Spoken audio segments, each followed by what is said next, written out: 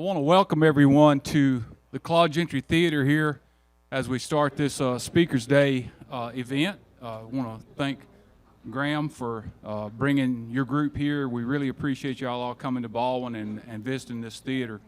Brice's Crossroads is a major historical event, and that's part of what I'm sure will be discussed here today. And that's something that I think that even here in Baldwin, we've lost perspective on the impact of that battle and how many people. I was just refreshing myself on it in the last few days, and more people were killed and wounded at Brice's Crossroads in that few hours than live in Baldwin, Mississippi today. And I don't think anyone in the town, or many people in the town, really appreciate that fact. They don't have the gravity of what exactly happened out there, and I know this group certainly does. I wanted to tell you a little bit about Baldwin, and Graham's asked me to talk about Claude Gentry just a second before we get started. This theater is the Claude Gentry Theatre.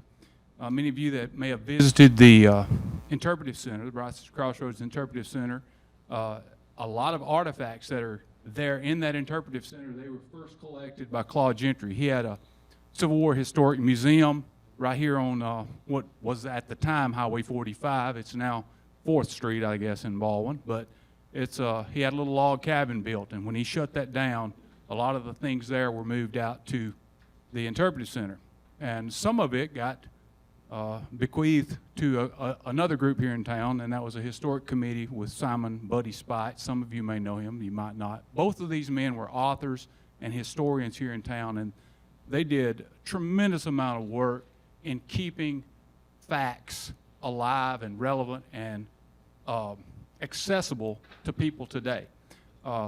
So Claude Gentry was when I bought this building, it was my engineering office, but I bought it. It was Gentry Insurance Agency. It was also a movie theater in the 50s, and it was several other things before that. He was a painter, an author, a historian, a taxidermist. If you ever went in his, those of you that might have gone in his museum years ago, I don't think they took any of his taxidermy out at the Interpretive Center, but they should have. But he had everything stuffed in there. So he was quite a character, and one that, and paying homage to him as an inspiration here in the community as a historian and author and sort of a Renaissance man. We named the theater after him. There are a few little books, and you'll have to talk to me privately about these because I think they're about 8 in print, but he has several books. Battle of Harrisburg, he did a series of battles in Mississippi, Battle of Brice's Crossroads. Mr. Claude wasn't exactly William Faulkner, but he was a collector of facts. And the facts that he collected are very valuable in the books that he wrote. I had a friend of mine, Gloria Smith. She called me the other day. She's trying to declare, a historical marker in Boonville where Forrest stayed there the night before the battle. But I have to say that in the Simon Spite book, it says that Forrest stayed at the Norman Hotel, which is down here at the end of the street. So Baldwin also is laying claim, so we're going to dispute that, Gloria, when you try to make that move. We're going to have to split the historic marker, half here, half up there. But that Simon wrote a few books too. But I just wanted to tell you a little bit about Claude and Baldwin, and I'll leave it with this, and I'll introduce Graham Osborne. Baldwin is named for Marshall J.D. Baldwin. He was the creator, the idea for the Mobile and Ohio Railroad. And so when you talk about Forrest protecting the railroad, he's protecting the railroad that Baldwin created. The man, Marshall Baldwin, he drove the spike in the rail down here himself at the depot, which is 1 block over. It doesn't exist anymore, but it was 1 block over. He drove the spike there in December of 1860. Civil War started a couple of months after that, and the rest, as they say, is history. But that railroad was a source of Confederate supply line throughout the Civil War, obviously, and it was created by Baldwin. So there's definitely a crossroads here, so to speak, where Claude Gentry, the Mobile and Ohio Railroad, and Baldwin, it all intersects right here. And that said, we're very happy to have all of you here at the Claude Gentry Theatre today. And I told someone just before we started, I never let the truth get in the way of a good story. So you might need to research some of the things I say a little bit more, with a little bit more academic diligence than I might put on it, because I do like to tell a good story. Graham, I'm going to let you come up and thank you for having this here in Baldwin.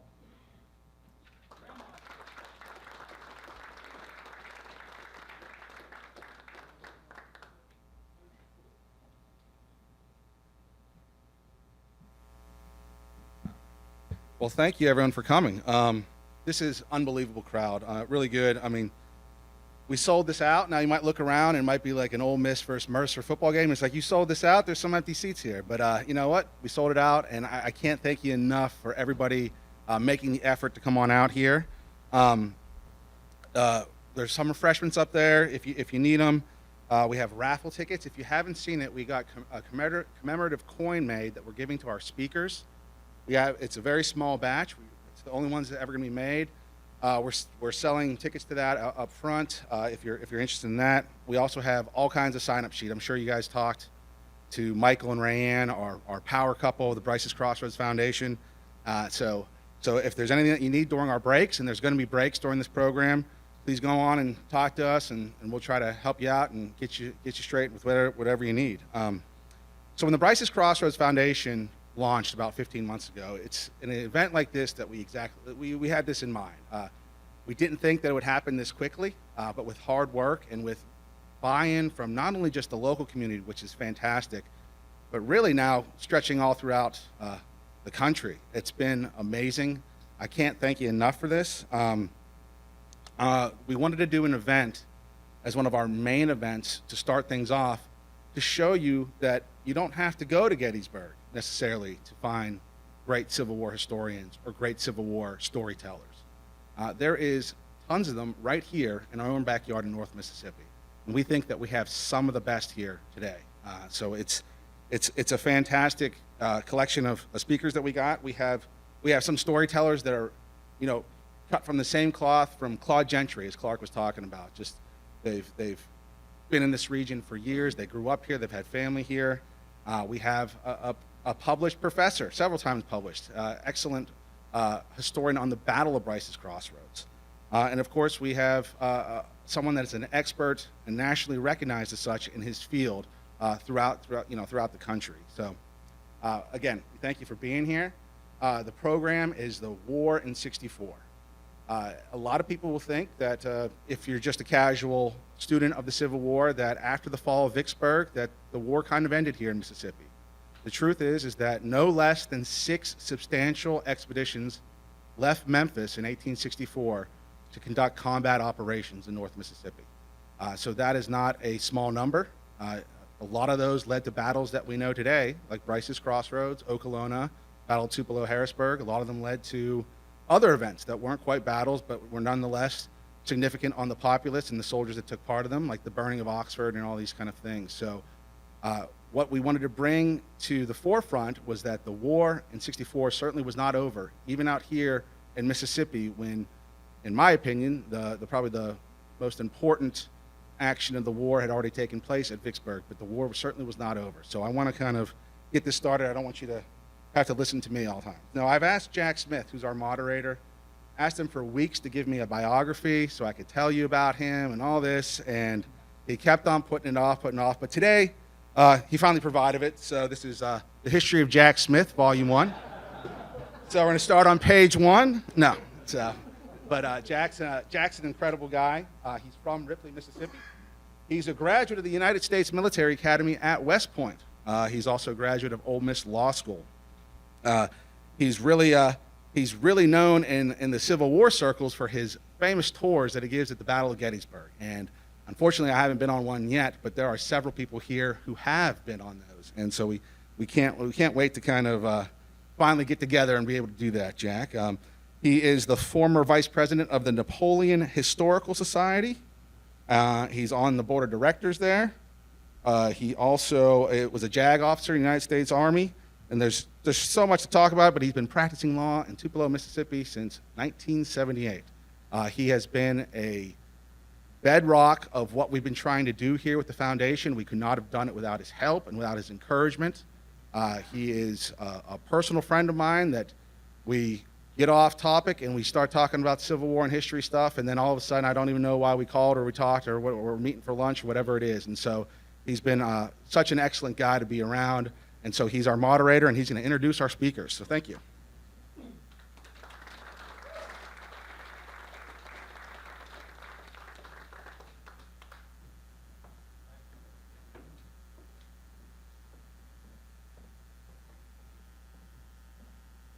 So pleased to be here today. We've got a really good crowd. History is not dead in North Mississippi. There are plenty of people that have a great abiding interest in the most crucial event that ever occurred in the United States.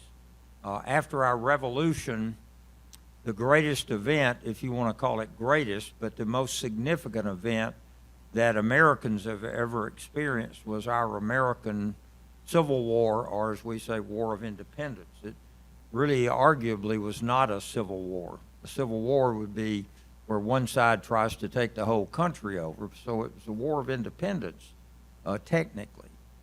From the South, from the Southern view, and of course from the North, Lincoln wanted to keep the nation together, and thank goodness he did.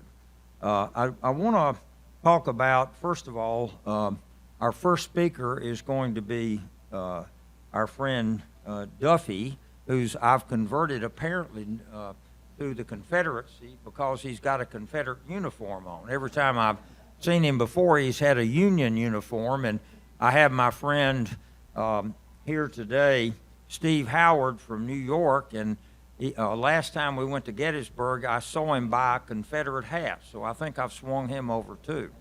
I'd like to also recognize Dr. Suzanne Urel. We have an accomplished author, professor down at Mississippi State. She's written on Hood's Texans. She is in charge in Starkville of the largest private Lincoln collection in the country. And if any of you have not gone to the Grant Presidential Library at the Mitchell Library there in Starkville and taken the tour there, and the Lincoln collection that are in the same building and location, you need to go. While you're there, go see Duffy's Starkville Civil War Artillery Museum. If you haven't seen that, I've carried a lot of people down to Duffy's Artillery Museum, which is a private museum, and it's certainly worth seeing. I mean, it's a wonderful, just unknown gem in this area. He's got just about everything you can imagine and has built a number of ambulances, carriages on the guns, and to show you how well known Duffy is, I called the museum at West Point up at the military academy one time. I had a question about something, and it was about artillery, and I was talking to the curator of probably one of the best museums in the country up at West Point, and I mentioned Duffy. He said, "Oh, I know Duffy. Everybody in the artillery field of the Civil War knows Duffy." So he is going to speak today. He's owned this museum and has put it together over the years very carefully. It's an amazing museum. We can get you the phone number. I don't know if I have it, but we will certainly pass it on to you if you don't have it. But he asked me also to tell everyone that they're having a Raymond Battlefield Living History program on April the 13th this year, and Parker Hill and Terry Winchell, who are very prominent Mississippi historians, are going to be leading, I think it's a battlefield tour. And then also he asked me to talk about the John Marzalak Library Fund and Lecture Series. They're having Dr. George Rabble. And Duffy, if you want to talk more about that later on during your talk, please feel free to do so. Duffy's program today is the War in '64, and it will focus on crucial logistical and supply issues that existed in '64. One of the things that I learned when I was studying to be a professional soldier was that amateurs study tactics. The real pros study logistics. That's how we won World War II and World War I, is we were, every factory in America that had been making rubber bands and radios turned to military. And America just out-supplied the Germans and out-fought them. But supply and logistics are so important. And Duffy, I would ask you at this time, if you would please, to come up.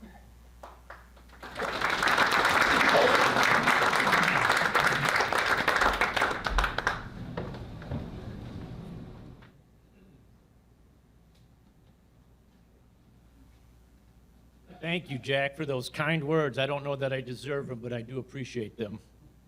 For some of you that have maybe seen me speak before, I'm going to do something a little bit different. I typically do not stay at the podium. I kind of wander around and dance all over the stage, but I got quite a bit of first primary sources that I want to read and get it correct.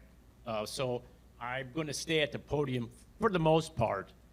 I first of all want to thank the Brice's Crossroads Foundation for inviting me to be part of this program today. I'm really excited about it, and I'm honored to be here and be part of this, and I'm really looking forward to the conclusion or the discussion part at the end. I think that always brings up wonderful bits of information. When this all started, Graham called me and said, "Would you like to come up here?" And I said, "Absolutely." And he says, "We're going to focus on the 160th anniversary of Brice's Crossroads, 1864.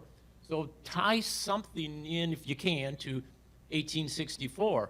And I said, "I can do that." And as soon as I hung up the phone, my brain already kicked in. I said, "I know what I want to do. I want to take a look and see when things started really going downhill." And I think everybody's heard this question or get the answer. When did the South know the war was over?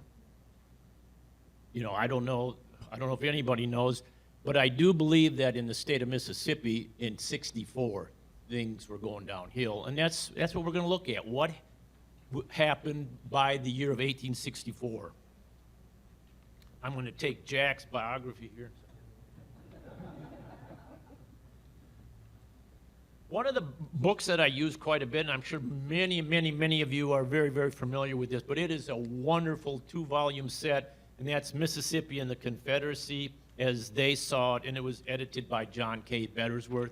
If you've not ever used that series, I really encourage it. It's a wonderful set of primary sources, letters, diaries, newspaper accounts. As all of you know, that at the outbreak of the war in the early 1860s, Mississippi is one of the wealthiest states in the Union. And looking at the first 2 years of the war, I'm going to start out by using a newspaper article, and this was written in the Jackson Daily Southern Crisis. It was dated March 21st of 1863. And the headline on the newspaper is "Almost exclusively drawn from the state. The subsistence, the clothing, the camp equipment for a tremendous army, Pemberton's, had almost exclusively been drawn from the state of Mississippi. And this too when several of her most populous and productive counties had been under the control of the enemy. Mississippi manufacturers had all but nearly the materials used for the army in the whole department. A brief mention of the Mississippi factories, many of which have sprung up almost like magic. We will not be uninteresting to the readers. The Jackson manufactory makes 5,000 garments weekly. The material is cut out in the city by experienced and industrious tailors, distributed over the county in Hinds and adjoining counties to be made. Soldiers' wives and destitute families are supplied with work, first, then enabling them to support themselves while lending a helping hand to the cause. Similar factories in Bankston, Choctaw County, Columbus, Enterprise, Natchez, and Woodville made up to 5,000 uniforms per week. That's amazing. Hat factories in Jackson, and Columbus made 200 hats per day. We also have manufacturing at Jackson, which turns out 50 blankets per day. The Pemberton Works at Enterprise and Dixie Works in Canton makes not less than 60 wagons and ambulances per week.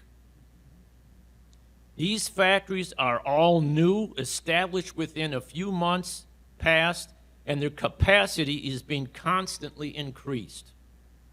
The chief quartermaster has now private contracts with parties in the state which will supply 8,000 pairs of shoes per week. Arrangements are now being made to start an exclusive government shoe shop in Jackson with a capacity of 6,000 pairs of shoes per month. The tanneries in the state are sufficient to tan all the leather they can procure. The most extensive tannery in the Confederacy is situated in Magnolia and supplies 600 hides daily.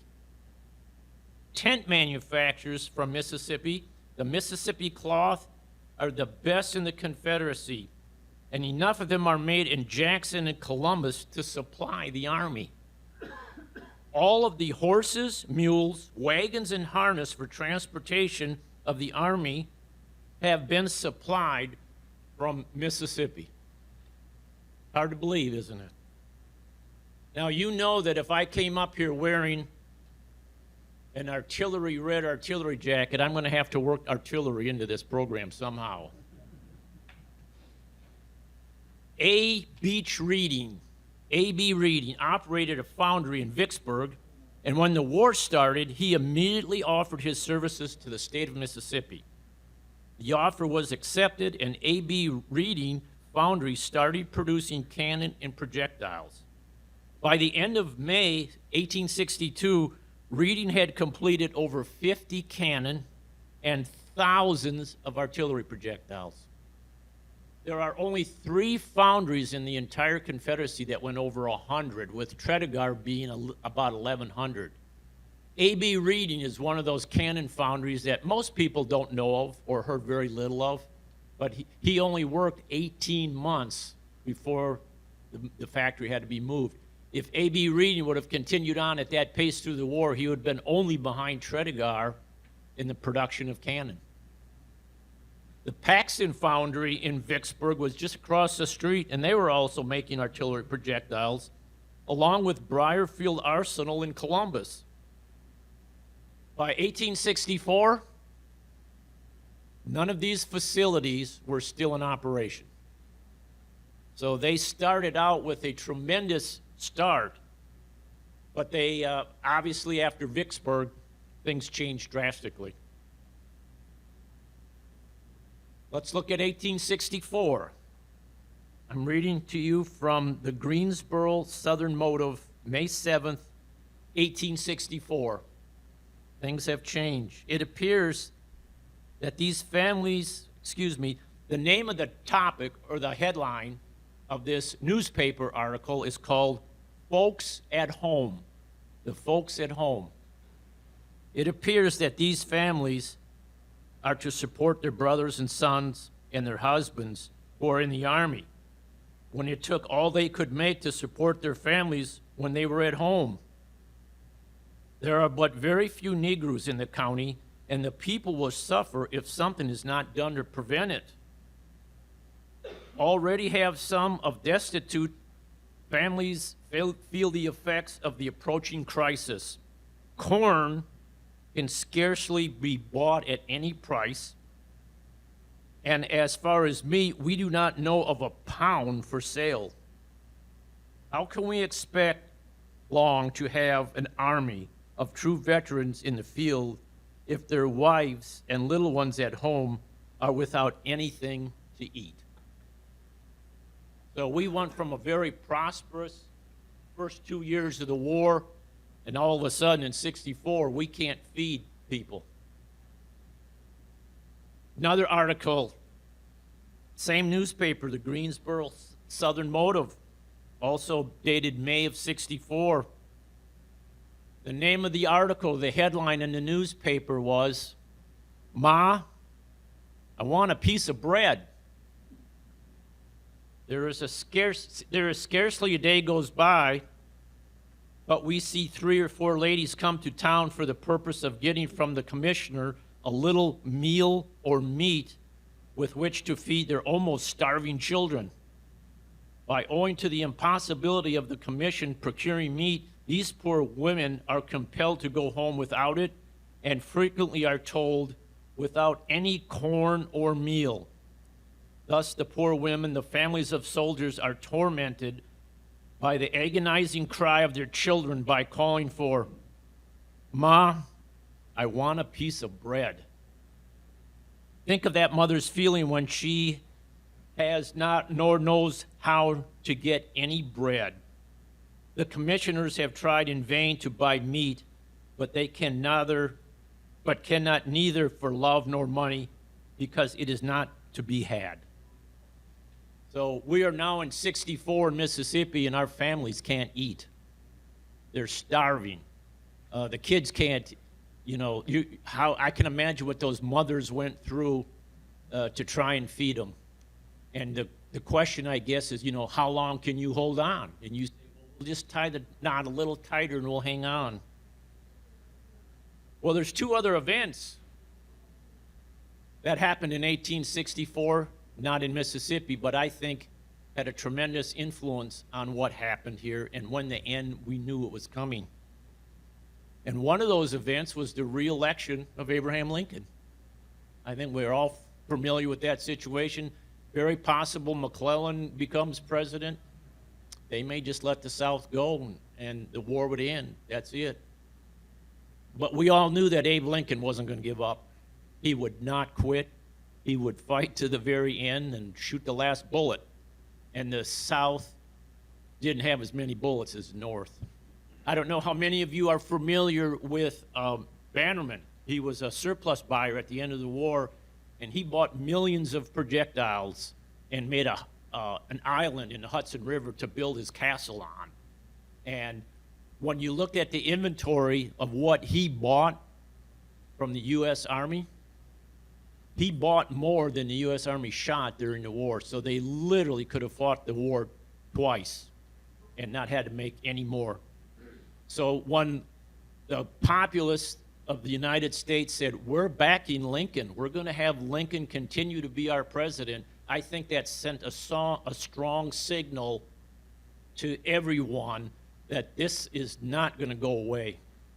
It's just going to continue on and on and on, and Lincoln will push it to the very last day. Another event that happened that I think was an influence is our friend Uncle Billy Sherman going right through the heart of the South. And I think he demonstrated that he could take an army march through the South, destroy all of the food products that were available, and there was nothing that the South could do to stop him. And, I think the Sherman comes up a lot of his sometimes hatred in the South and his tactics. But I sometimes wondered if what he did was no different than dropping a bomb on Hiroshima.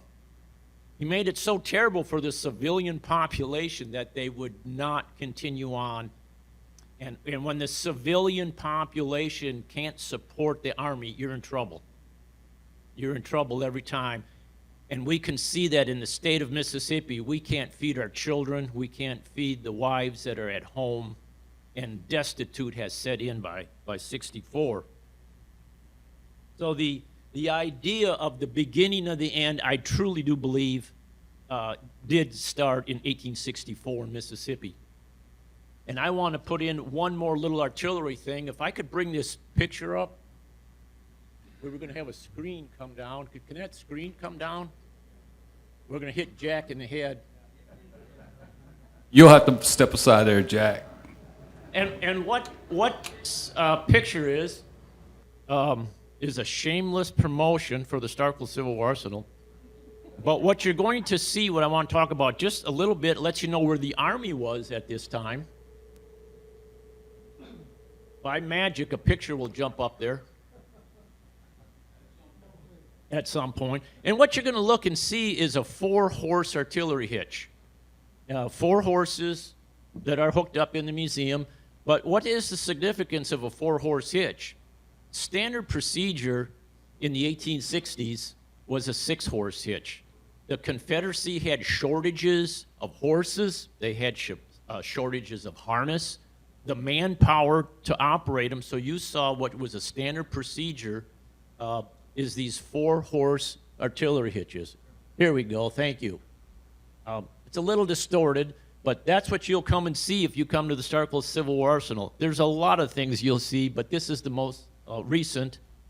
I have 6 employees now at the Starkville Civil War Arsenal. There's 2 of them right there, Private Dexter and Private Owens, and all the mannequins are now being named after people that have been passed away, that were either part of the museum or very instrumental in helping me get the museum going. So I would encourage you to come to the Starkville, see the Grant Museum, go to the Lincoln Gallery, and come to the Starkville Civil War Arsenal. But thank you very much. I'm going to turn this back over to Jack. And I promised Graham one thing. I was going to make my 20-minute time slot. Thank you, Duffy. That's Duffy Neubauer. Supply is so important. When I was in Germany in 1970, 25 years after World War II, we were still shooting shells in our artillery unit by the thousands, just in my unit, that had been manufactured in World War II. And from what I understand, they just ran out of those shells about 10 years ago. We had manufactured so many bombs and shells during the war that are so critical. And I was not aware they had a foundry in Mississippi that was producing cannon. But that's very interesting, Duffy. Our next speaker is a good friend of mine, Mike Kidd. I got to know Mike through coming to the Sons of Confederate Veterans meetings. Mike would come in and give programs at those meetings that were so fascinating. You know, Duffy's talking about supply and logistics, and Mike has had a lifelong interest in the personal life of a Civil War soldier, what they had to endure, and maybe worst of all, what they had to carry.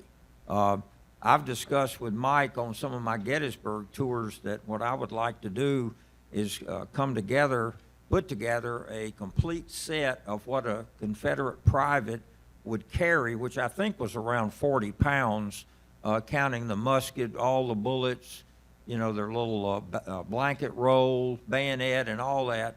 And I've mentioned that during the second day of Gettysburg, Hood's men, some of those men had to walk, Law and Robertson had to walk 27 miles that day just to get to the battlefield, and then walk 2 or 3 more miles down to the south end and go into a 4-hour assault on the Union Army, wearing 40 pounds of gear. Now, they dropped their rolls before they actually went into the battle part, but I don't know that they make men like that anymore that could go that distance, basically run a marathon that morning and go into a 4-hour battle carrying all that gear.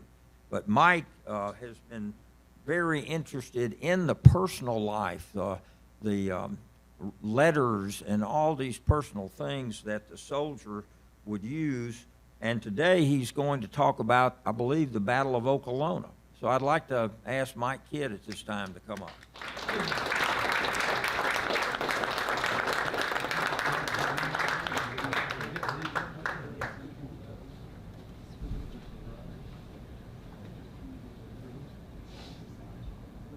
Check, check. I'm good to go.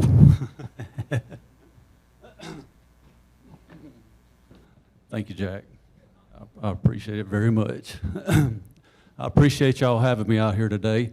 I met Claude Gentry when I was about 10 or 11 years old, right out here at Brice's Crossroads. We were running around playing Johnny Reb and Billy Yank, but there was no Yankees, it was just us.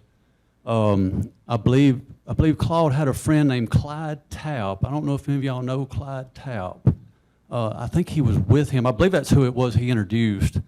But anyway, he asked us what we was doing. We was playing. They had the reenactment out there. And I said, we're out here just having a good time. He said, you boys ever heard of General Nathan Bedford Forrest? I said, no, sir, I haven't. I've heard of Robert E. Lee and Shiloh. And he began to tell us a little bit about General Forrest. And as time went on, I always remember that name, Forrest. And he told me that he was the Wizard of the Saddle, and I never really understood that when I was 11. But when I got older, I began to figure out what General Forrest did and his what he did in the Civil War. You know, 1864 in Mississippi was a trying time, and it was also a very explosive time to live in, especially in this area. General Forrest actually met Sherman at Shiloh, and not on the kindest terms as you would think. Can y'all still hear me? To put this in perspective, the war in 1864 in Mississippi, Sherman, before Shiloh, I don't know if you guys, I'm telling you all this to fast forward you to 1864, Sherman had a nervous breakdown, and they was declared insane, and he nearly lost his command. In one of his dreams, he dreamed thousands of Confederate soldiers sneaking up on him in his dreams. I don't know if any of y'all knew that, but that was in November of 1861. And at the Battle of Shiloh, just a few months later, the Confederates had left Shiloh and they were retreating back to Corinth. So Sherman wanted to see if the Confederate troops had left. And he took some men, a couple of thousand men, and he was going out of Shiloh at a place called Fallen Timbers. I'm sure many of you know or heard of Fallen Timbers.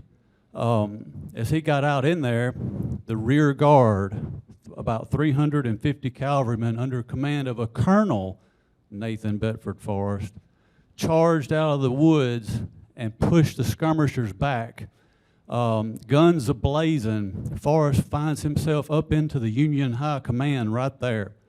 After the Civil War, Sherman states that had it not been for Forrest emptying his weapons, my career would have ended right then and there. That tells me that General Forrest was close to Sherman and nearly killed him. And I'm just letting you know how these people knew each other from back then. Fast forward to 1864. General Forrest had had his famous fight with Bragg at Chickamauga. And he got his own command in North Mississippi and West Tennessee, and he had to recruit cavalry. He entered Mississippi maybe with 200, 250 men, and he was declared a major general in December of 1863. He wanted to build his cavalry force to build up to fight these invasions that was soon to come. He calls to his brother, Colonel Jeffrey Forrest, with the 4th Alabama, come join me and join my command. The little brother of Jeffrey, and many of you know, was aged 25 years old.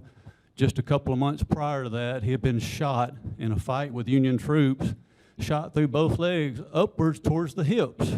Now, I'm trying to speed this up because they're giving me 15 minutes, but I could talk all day. So he was shot through both legs up towards the hips, and he couldn't really walk, so they had to put him in a saddle. And he came to Oklahoma to join his brother's command in January of 1864.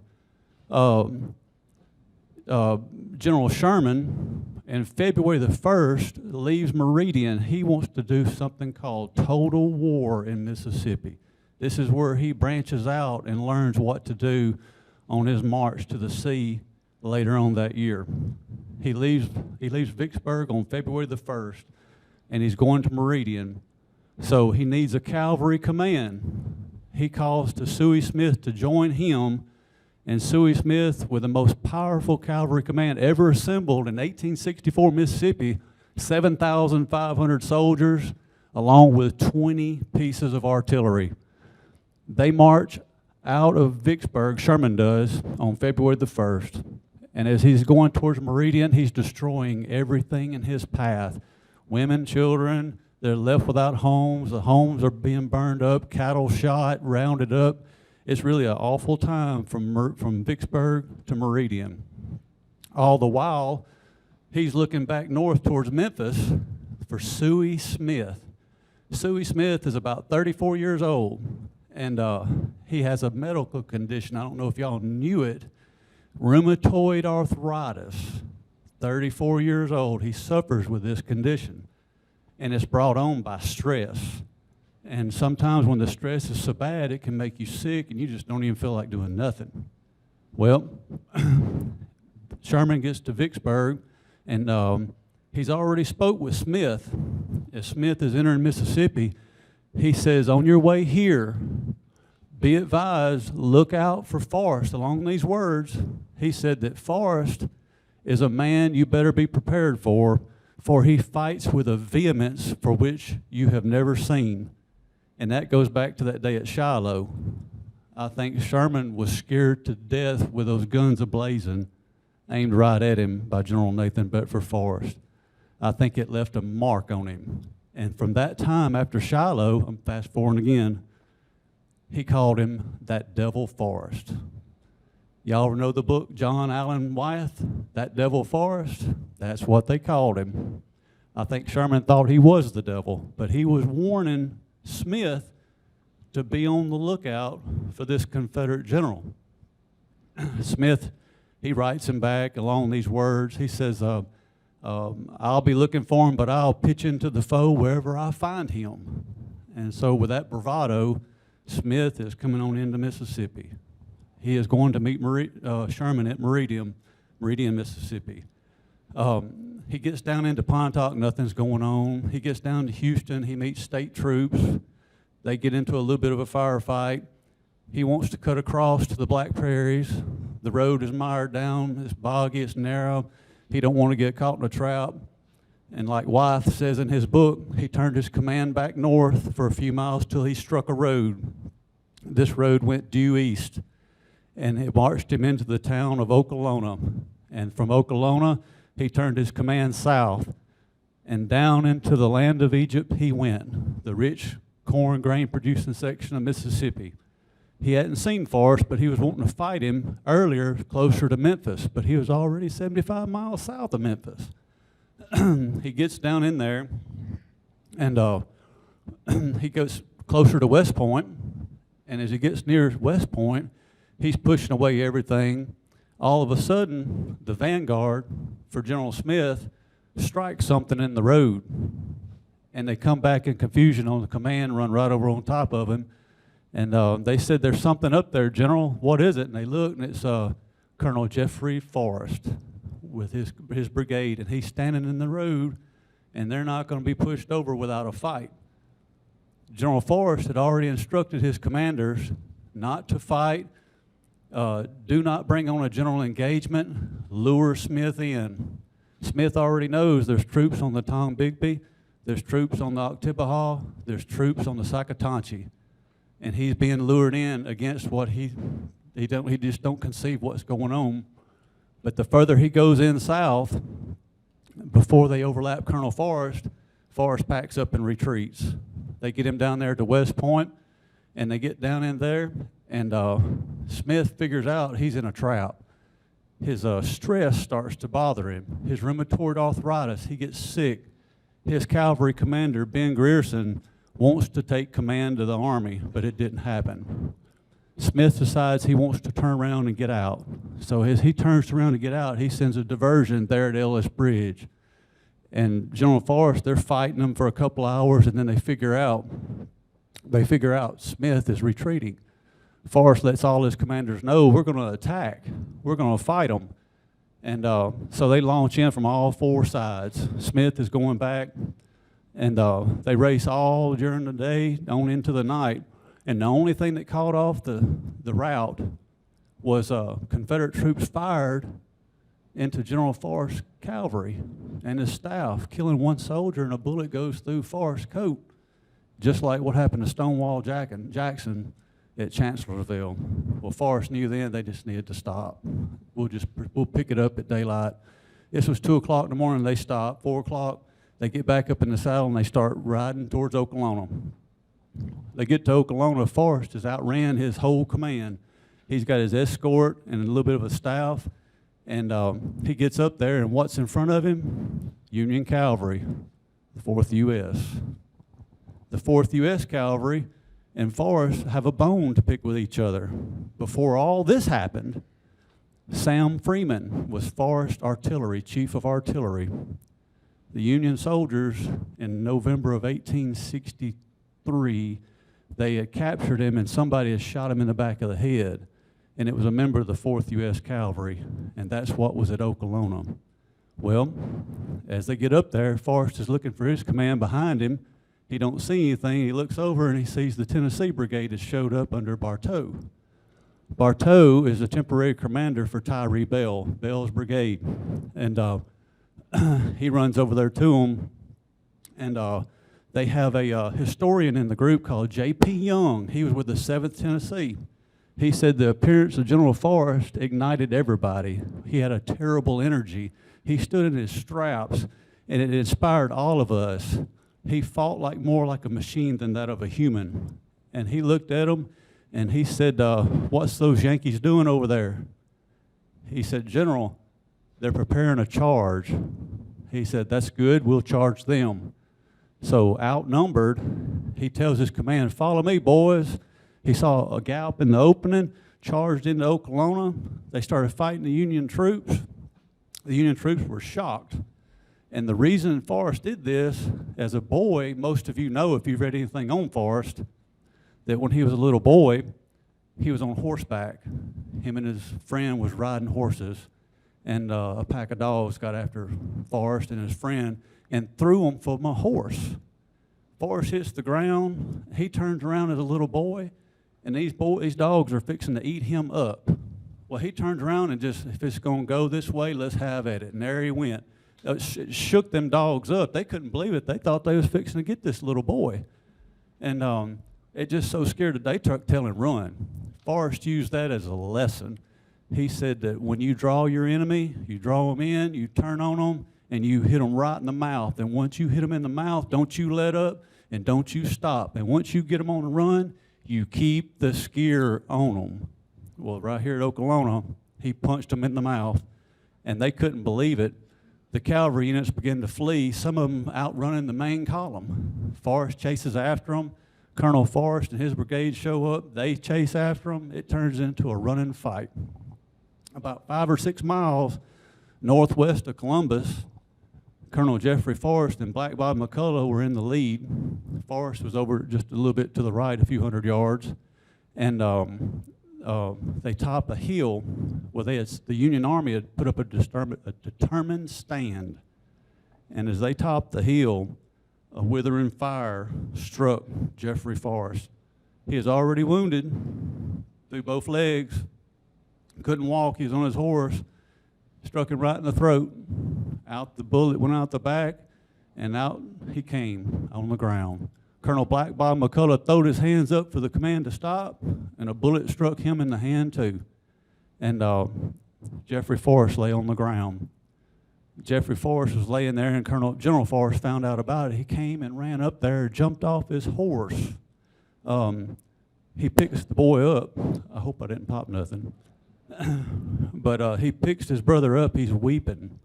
And y'all, for just a moment, Morton's artillery, he recorded that both sides stopped firing, just out of respect for what was going on. They said General Forrest was weeping and wailing on top of that hill, and he was holding his brother as his brother's lifeblood fell down his coat. He lays his brother down, puts his hat over him. He turns around, he gets on his horse. He asks his escort to follow him, and he tells his bugler to sound the charge, and they charge down into about 500 Yankee soldiers, outnumbered 5-6 to 1. They start fighting it out. Black Bob McCullough comes up. He looks down there, and his brigade is with him. They're shocked to see General Forrest and them being pulled off their saddles. They're outnumbered 500 to 80. And He said, boys, are you going to let them see them kill your general? I'll go to them if not a man follows me. And with that, the whole brigade took off down in there, and they got after Smith and routed him, saved the command.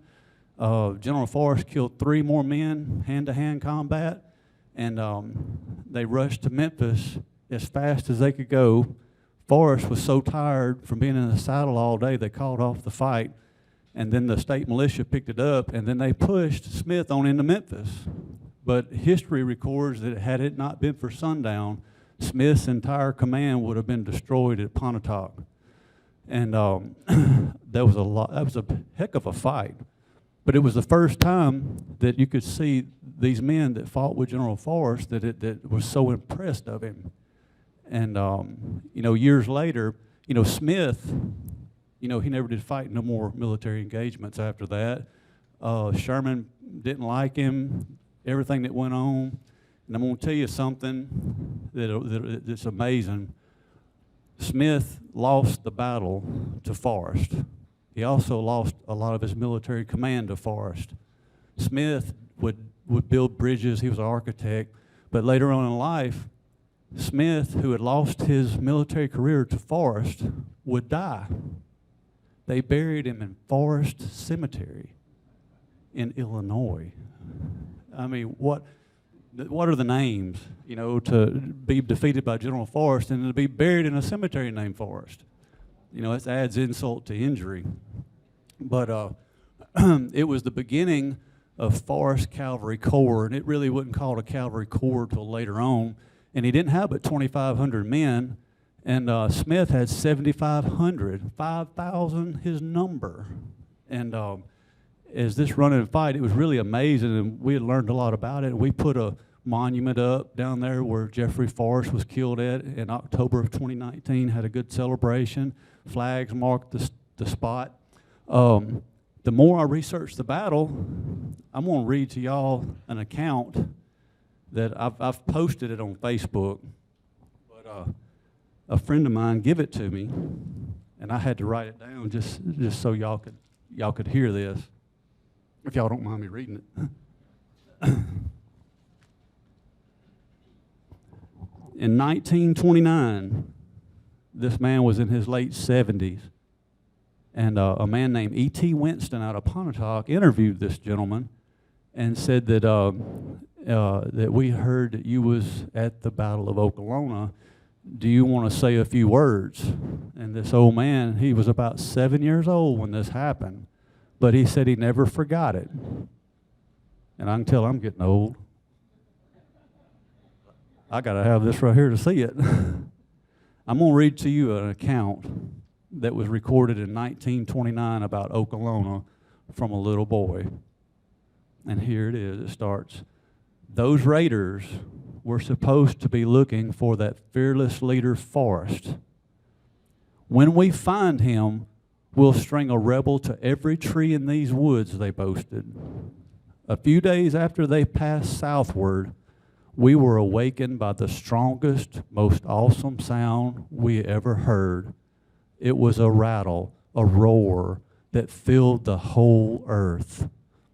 Well, do we remember the terror stamped on the face of my dear timid Aunt Sack? She was the only adult we saw. Rushing to the front gate, it was about sunup, and we saw through the woods on a road leading through the town on a ridge a quarter-mile west of here. Soon we heard a similar sound to the south on a road leading by our house into town. Another moment, and children as we were, we recognized the glorious banner of the Southern Confederacy, the flag that millions had learned to love.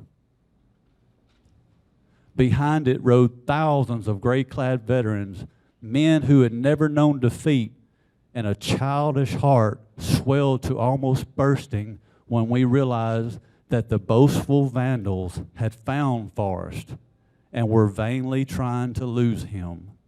That sound that had awakened us was a great army of the North.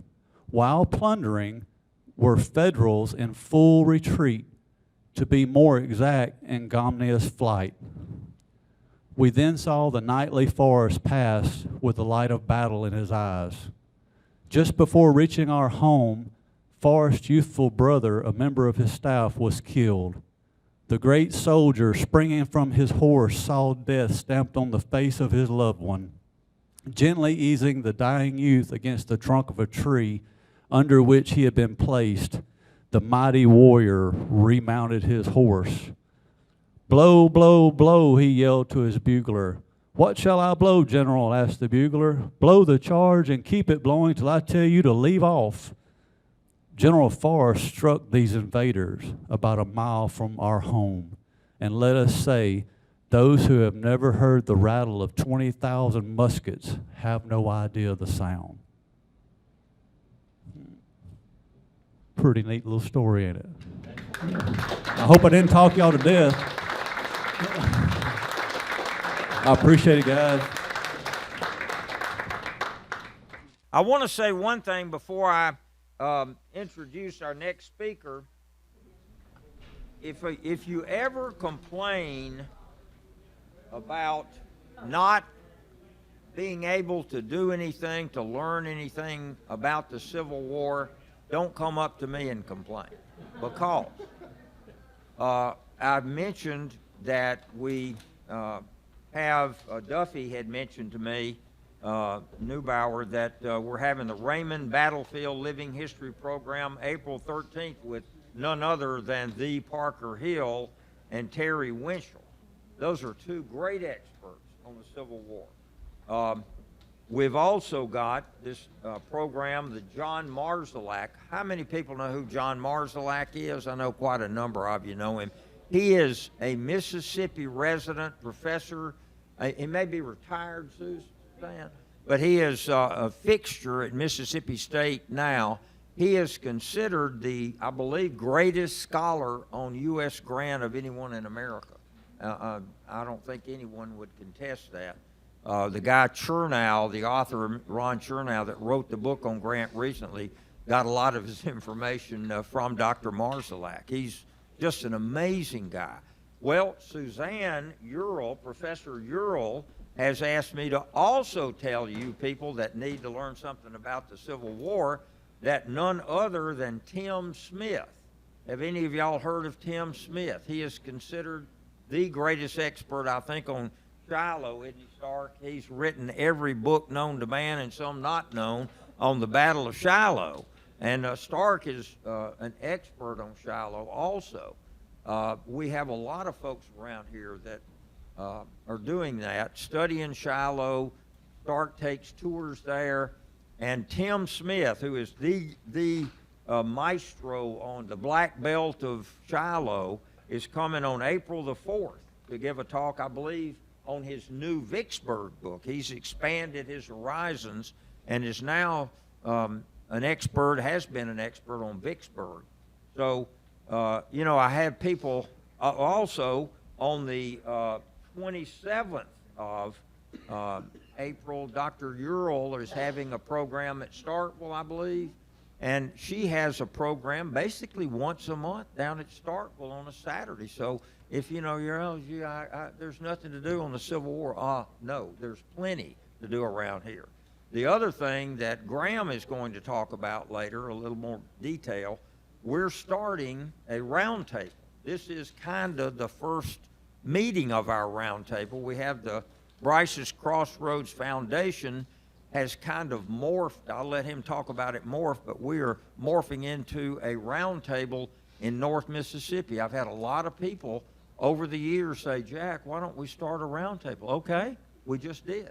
So we're not going to meet with a roundtable every month, but we're going to do it every quarter so we can really have a super program for the roundtable.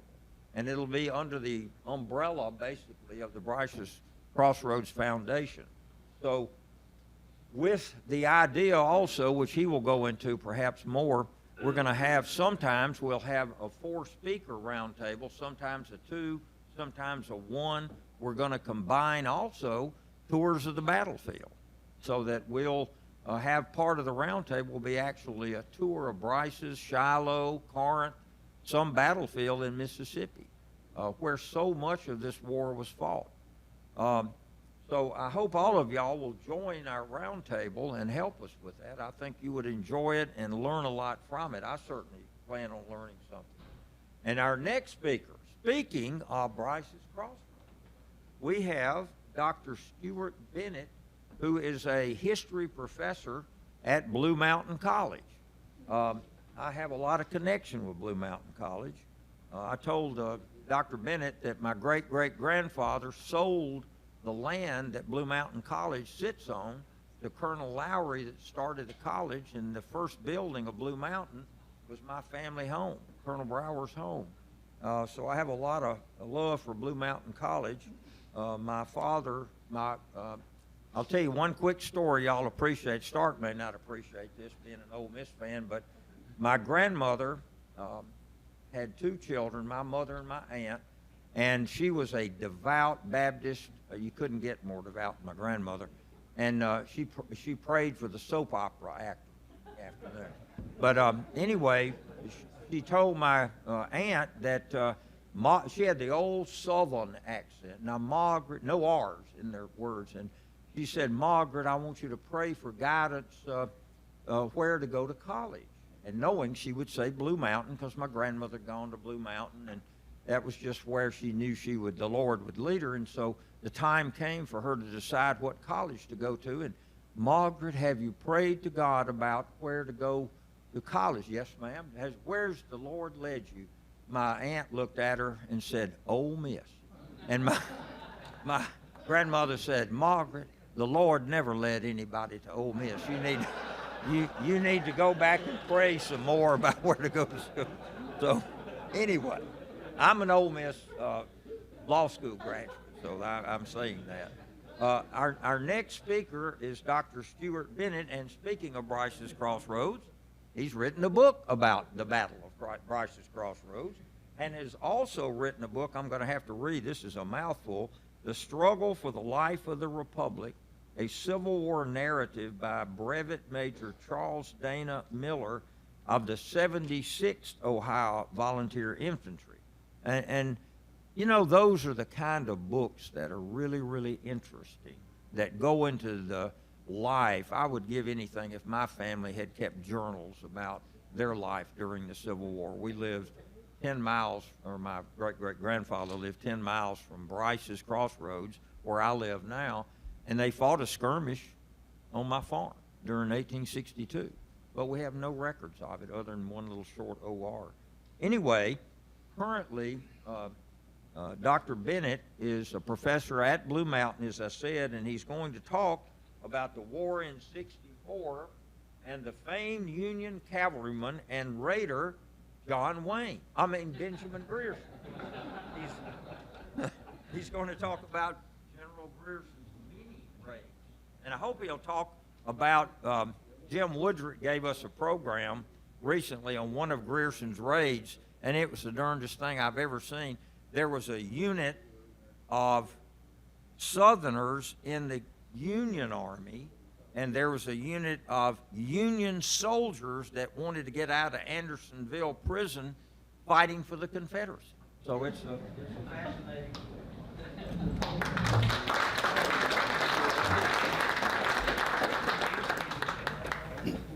Well, thank you very much. It's nice to be here today. It's a beautiful day out, and I know that you're sacrificing that to come and listen to me, and I really appreciate it, and listening to the others. I want to thank Graham for having us here, and for the Brice's Crossroads Foundation and all that y'all have been doing. They have worked hard to make some things happen, and I see Cheryl's here also from the Visitor Center over here at Brice's Crossroads too. It's good to see you, and a number of people. Wonderful to be able to come here and be with you. I guess I should start my block. All right. Now, it's interesting when we talk about the Atlanta campaign, when we talk about the war in '64 in North Mississippi, really the more that I studied on the Battle of Brice's Crossroads, the more I saw how interrelated it was with the Atlanta campaign. A lot of people just think, well, Sherman went over to the Atlanta campaign and he put it together, and that was it, but it had something to do with us as well over here in North Mississippi. Go ahead and put on the screen the beginning here. I remember the old Bullwinkle cartoons where it'd give the name or, and it'd give you something different. From Brice's Crossroads to Grierson's Raid, the struggle for North Mississippi, or from victory to defeat in 6 months. I hope y'all can hear me. I tend to walk a bit, so if you guys in the back are like, can't hear me, let me know, okay? What? All right. They're like, can't hear you anyway. Okay, so anyways, what I want to do is go ahead and go to the first slide, see if I can do it here. There we go. All right, this is working out. All right. Some of you already boo. Well, of course, this is the man. On June 10th of 64, it brought with it Confederate victory at Brice's Crossroads and hope for the Confederates of North Mississippi region. But all that changed in just a matter of months. How could such a victory turn sour in just 6 months? Well, I've seen other victories turn sour before then, but I digress. 1864, like I said, proved pivotal in the development of the American Civil War. And we start with Sherman's plan for Georgia. Now, of course, Grant had won out west, and Lincoln looked at him and said, we're going to take you out to the Eastern Theater. You're going to be over all the armies. And Grant was the one who decided, yeah, I need to be in the Eastern Theater. I need to stay here. He puts his trusted subordinate Sherman in charge, as we already know for the most part. And so Sherman starts getting everything ready to move south. Now, when he's doing this, he is thinking, now, I've got to have a supply line. Now, it's going to move from out of Kentucky into Tennessee, through Nashville, down to Chattanooga, and then work its way down. But you got to understand something. Of course, the Union is going to have more men, but as they move out of Chattanooga area, as they move every so many miles, they've got to stop and they've got to make sure everything is safe. They got to leave soldiers there and have their supplies. And then you keep moving and you keep moving and you keep moving until you get to Atlanta. But you've got this whole snake of a supply line all the way back to Chattanooga. You can't just leave it. You've got to have soldiers all over it. So it's kind of a funnel with your troops. They're dwindling down, right? And so he needs to be careful of that. And of course, Sherman has planned these things out, but there's one person on his mind that's really driving him crazy. No, not his wife. We would go to the next person here, okay? There we go, Nathan Bedford Forrest. Yeah. Some of you are for him, some of you are against him. I like him. He's dashing. He's done a lot of incredible things. I hate him because he's got the hair. Man, if only I had that hair. But anyways, this is the man that keeps Sherman up at nights. He's thinking, okay, if I can get down through here, everything will be fine. We follow our supply line, but this man is going to wreck it. He wrecked Grant's, and Van Dorn helped him in that the whole Vicksburg campaign when he first started out. And so Forrest is a man to be reckoned with. And so he's decided, here's what we're going to do. As I'm moving south through towards Atlanta, we are going to have North Mississippi taken care of. General Washburn is in Memphis, and he's going to take care of things for me. I'm going to send an army down from there. And so we know that a man named Sturgis, you can go ahead and go to the next one. Oops, that's me, Stuart. I'm so used to that. Yeah, he's going to send General Sturgis down with an army. He's going to try to find Forrest once. Things don't work out real well. He comes back a second time. Sherman sends him out a second time, says, hey, go after him, get him. We know how the Battle of Brice's Crossroads pretty much ends up. You have roughly 8,000 Union soldiers against 4,000 Confederates, and the Confederates under Forrest win. And so what happens is Sturgis' broken down army, what's left of it, comes back to Memphis, and Washburn is like, oh, this is bad, we're going to have to tell Sherman. And Sherman says, well, okay, he's done. Do a court of inquiry on why this went so bad. And by the way, send out the next guy. That's going to be Andrew Jackson Smith. A.J. Smith's going to be given about 14,000 men. And he says, you get back out there and you take care of business, because you got to understand something. When Brice's Crossroads happens on June 10th, you've already got Sherman all the way down past Dallas, New Hope, and Pickett's Mill. He's making some traction on this because Johnston is falling back, and he's got to have more and more, leaving people behind for supplies. Every time it gets longer and they don't capture Forrest means even more pain and agony for Sherman, okay?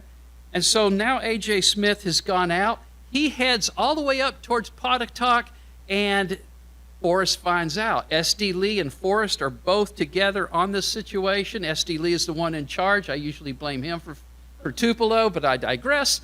But the thing is, A.J. Smith is going to move on towards Pontotoc, and that's when Forrest and Lee set up a trap for him, Oklahoma. So what happens, though, is this guy's a little too wily for that, and he heads east and goes towards Tupelo, Harrisburg. When he does that, Forrest follows him up, and what we have next is,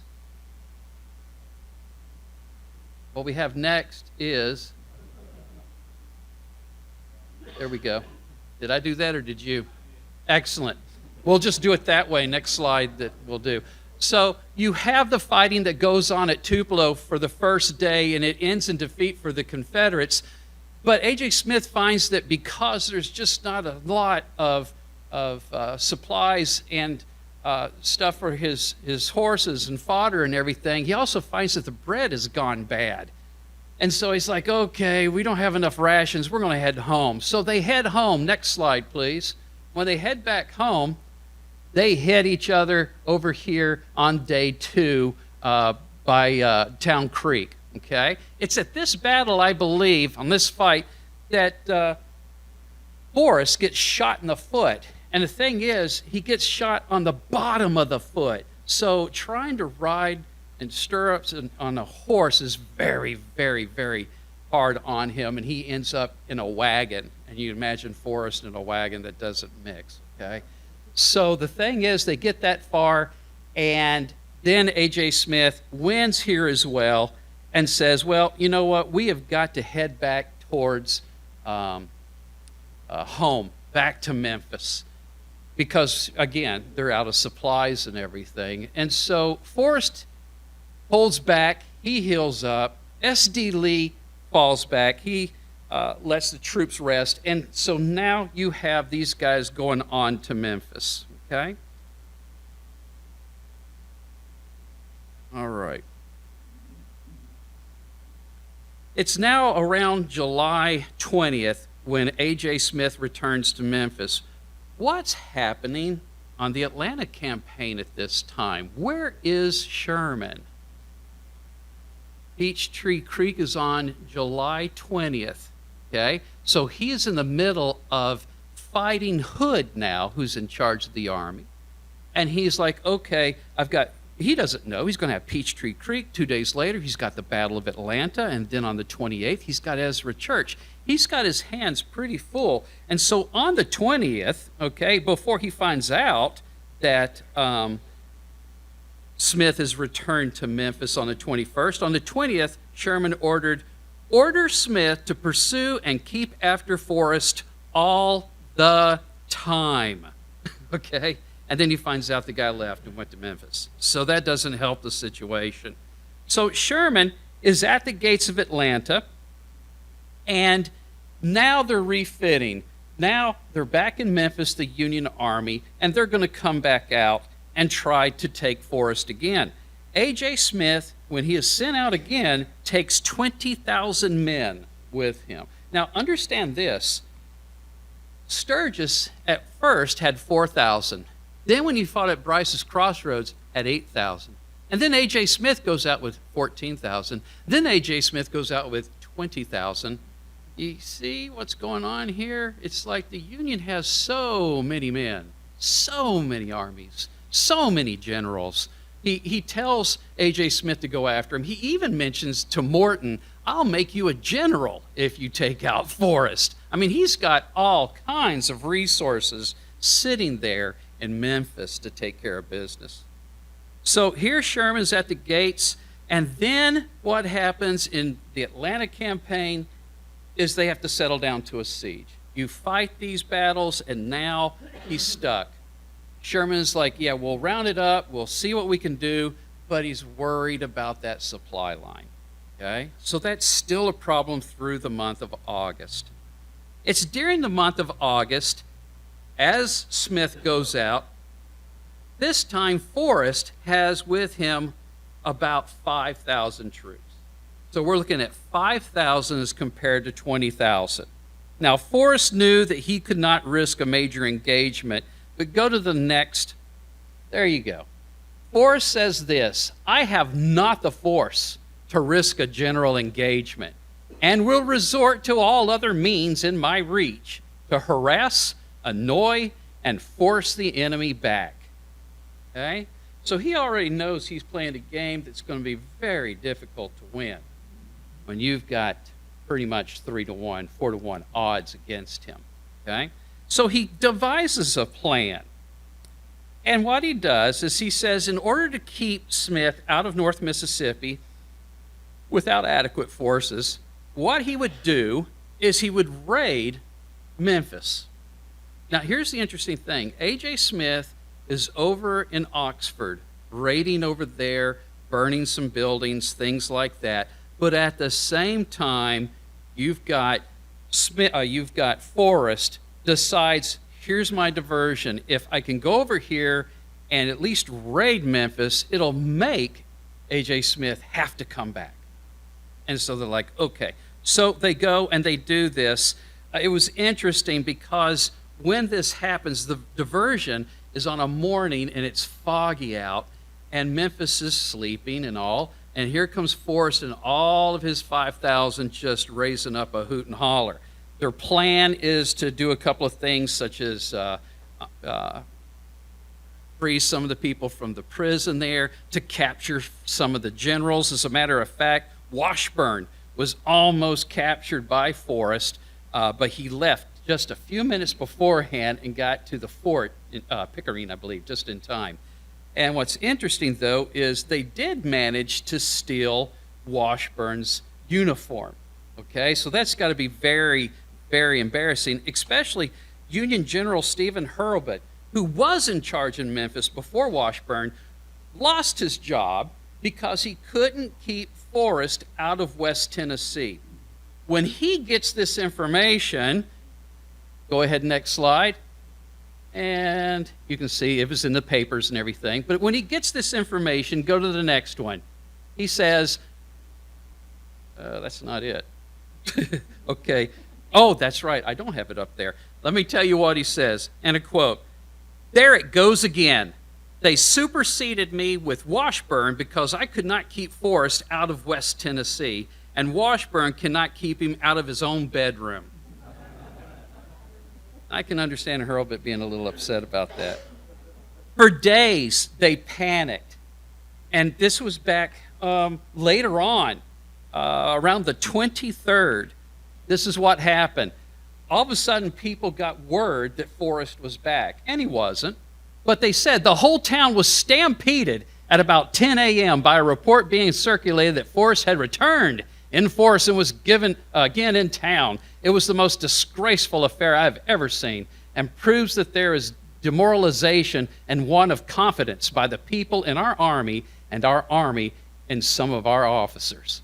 That's a pretty bad situation for the Union. So things were shook up pretty bad for everybody at this time in Memphis. But then we move on. Now Forrest is finally free to hit Sherman's supply line. All this has been done. He's ready to move on it. But then what happens? September 2nd, the fall of Atlanta. Before Forrest had a shot, before he had that opportunity to make something happen, it's all over with.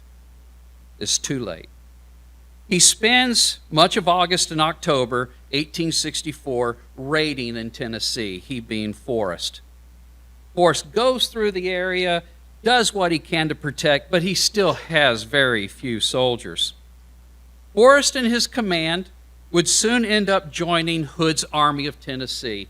and the situation where it's mainly called the Tennessee Campaign, where they go up into Spring Hill, Franklin, Nashville, and we know how bad that went. Hood's army is decimated at Nashville. And so here we have November and December that Forrest is away from his home state. This left Mississippi with fewer troops for protection. And this is when Benjamin Grierson comes along. Go ahead and show his picture, would you? This is Grierson. You can boo or whatever. We have a couple of minutes. Benjamin Grierson made a raid back around Vicksburg in 1863, did a really good job. He was also with Sturgis's Brice's Crossroads. Not the best situation for him. He was scared to death because he had his 4,000 against Forrest first, and Forrest had used the environment to hide his numbers, and Grierson thought for sure he had maybe 30,000 men, okay? So Grierson tried his best there, but now was a chance for Grierson to do something different. And now, in late December of 1864, Grierson had his famous winter raid. I don't know if that's the John Wayne one or what, okay? So Grierson raids North Mississippi easily. Go to the next slide, please.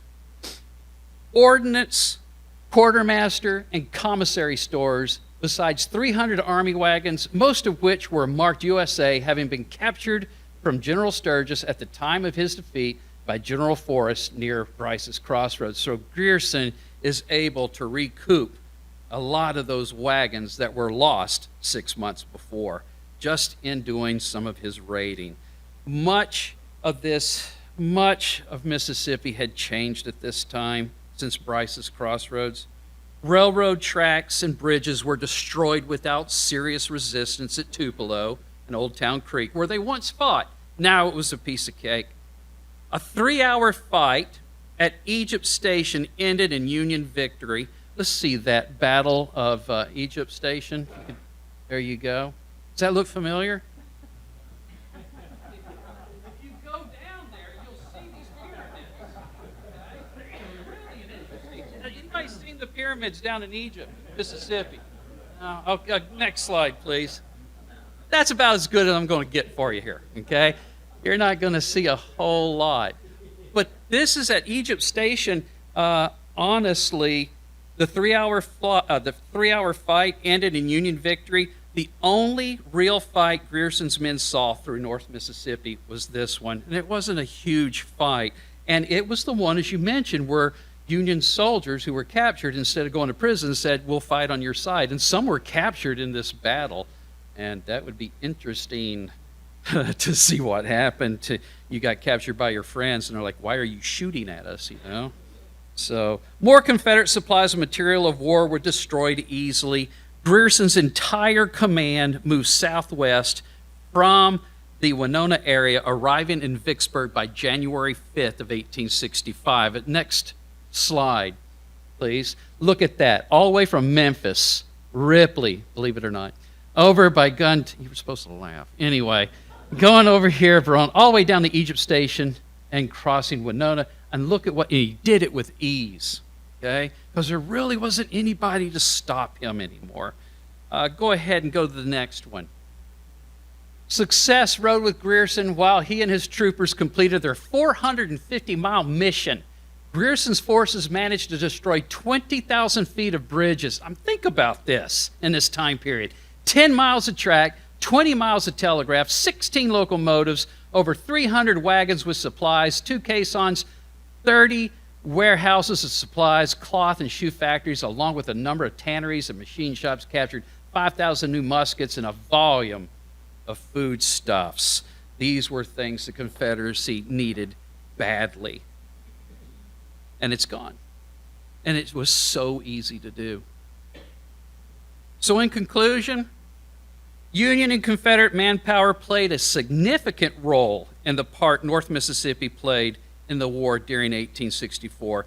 Both sides could muster forces in the summer of 64, but by summer's end, Forrest was reduced to using diversionary tactics, and by winter, Grierson could raid at will.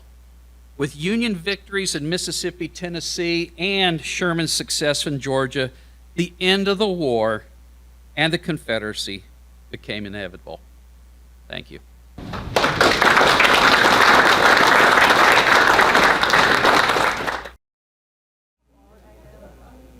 You know, I tell people that come to speak at my SAR group, they'll say, well, how long should I speak? And I tell them, we're not the Kiwanis Club. You can speak as long as you want. And we have people that speak. We watched Clark Ritchie's movie for 2 hours one night. We're having to push this through to some degree because we've got a lot of speakers and a lot of other things to cover. My apologies to some of my friends that have heard this, but I've got to tell this. Mic cut out. Oh, the mic's cut out. Can we try to end? A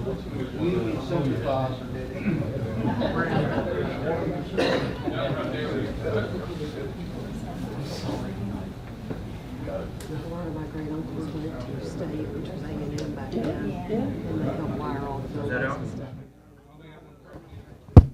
Yeah, it's working. It's working. So my apologies. I'll tell this joke real quickly. A lot of y'all that have heard me speak before have heard it, but I'm just compelled to say this joke because of the content of the last speaker about the Grierson raid. They captured this Confederate, and they put him in a Union prisoner of war camp up north somewhere, and he had fought at the Battle of Chickamauga. And he was just giving the guards hell about the Confederate victory at Chickamauga. So they had a program that during, and this is true, they did have a program so that a Confederate soldier in a POW camp could join the Union Army and go out west and fight. He wouldn't have to go south and fight his brother Confederates. And so they went up to the colonel and said, Colonel, we got to get rid of this guy, Smith. He's driving us crazy.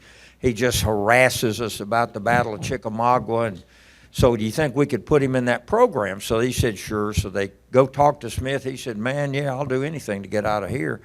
And so they gave him a new uniform and were training him. He swore the oath and all this. And the colonel went up to him one day and said, Smith, how you like being in the Union Army? He said, oh, Colonel, it is wonderful. Look at this uniform and these pretty brass buttons and this shiny rifle. But you know, Colonel, they sure did whip our ass at Chickamauga, didn't they? So, anyway,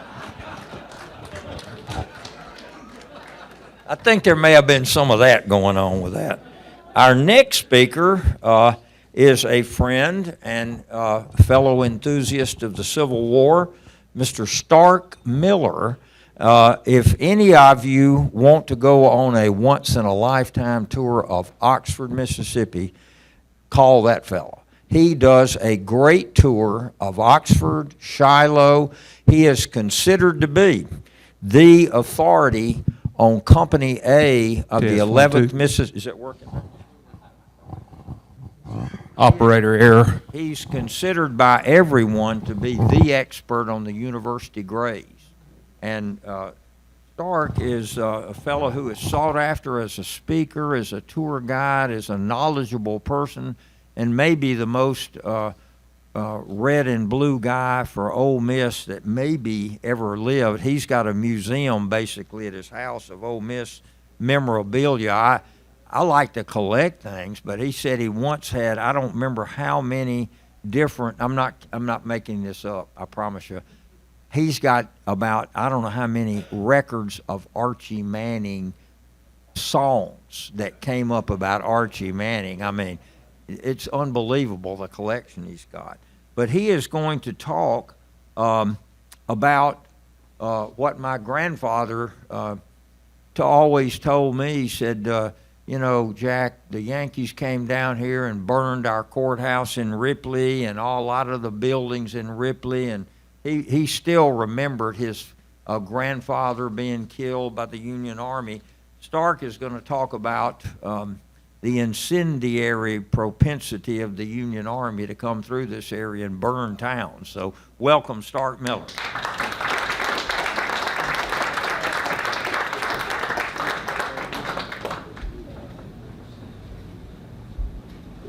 New Reverend, that is these out, please. These are 50 burned towns on my list. I need y'all's help.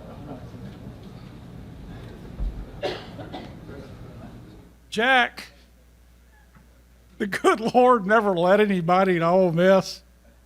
You're not exactly bucking for Alumni of the Year, are you?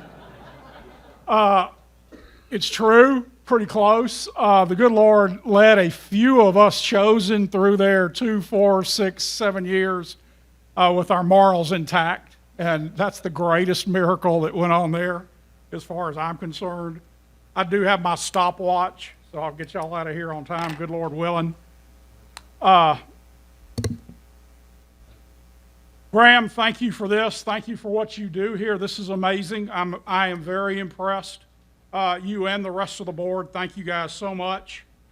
There are a few individuals, and I never can get up and not mention a few individuals. There are a few other people that the good Lord led through and got through Ole Miss with their values intact, their morals intact. Van East, my favorite pharmacist from Ole Miss, Hotty Toddy Van. Maury Shue, thank you for doing so much for me on my shallow tours about 3 years. You got me cranked up that year, and it made a difference to me. Leonard Kurgoshian, Leonard, you are the real deal here. Old Army Colonel, God bless you and thank you for everything you did. Some of us get up and talk about military. You went and did military, hotty toddy, and thank you so much. My long-suffering camp commander, Larry Martis, is here. Larry, God bless you and thank you for everything you've done. I am going to talk about burned towns. Thank all of you for showing up. If you weren't here today, I'd have to go back out in the church cemetery I came through on the way and go talk to the dead people. So I've got y'all to talk to instead. I love what I do. I'm the most fortunate Ole Miss rebel in existence. I'm going to talk about burned towns and farms in Mississippi starting in 1862 and going to 1864. What is a burned town? I've never seen a town completely burned to the ground, nothing left, except for the little town of Wyatt. Wyatt was dying in Lafayette County. It was almost gone. It consisted of a lot of log huts by then, by 1862 or 3, when it got burned. Abbeville, right north of Oxford, probably has 12 homes in it, 5 stores, a railroad depot. It is burned as completely as any real town I've ever seen. Only 2 houses were left by the end of the war. It was burned several times, and it's Grant going up and down the Mississippi Central Railroad. The start for me was Oxford, Mississippi. I knew Oxford had been burned, and that was a big deal to me doing Ole Miss and Oxford history. I knew Jackson, the state capital, had been burned, called Chimneyville, been burned 4 times by the end of the war. The people getting off the train almost a mile away from where the train station had been and walking into Jackson at the end of the war, all they could see was a forest of chimneys, so it became Chimneyville. That's about all that was left. Good Lord, thank goodness the old Capitol building still stands. That is a miracle. I found out Ripley had been burned 1 month before Oxford, Mississippi, in the same exact manner by the same exact Union General, A.J. Whiskey Smith. My joke is I would spit after I say his name, but I won't do that on this nice floor. I found 23 burned towns about 7 or 8 years ago, and I was talking to Alan Doyle in Memphis, part of the forest camp, and he said, Stark, would you come speak to my camp about that? I said, of course. So I showed up. For 100 people there. I spoke that night for nearly an hour. I'm not going to do that to y'all today. Those 100 people gave me more burned towns. They showed me more. This is not my main area of research by any stretch. University grades and Ole Miss and Oxford. This has been a side show to what I've done. I have not spent a whole lot of time on this. Each winter, since I've moved to Oxford, I try to do a large research 1 or 2, 3, 4 large research projects when it's cold and rainy and bad out and I'm not walking cemeteries and not giving tours. 2 winters ago, I went back and worked on burned towns as hard as I ever have. From 23 that I had 8 years ago, I now have 50. There's nothing terribly special about a 50, but it is a nice round number. It shocked me to end up with 50. And the fact is, I know there are more out there that I have not found yet. Over that winter, I found two things I had not seen. I'd seen newspapers.com about 8 or 9 years ago.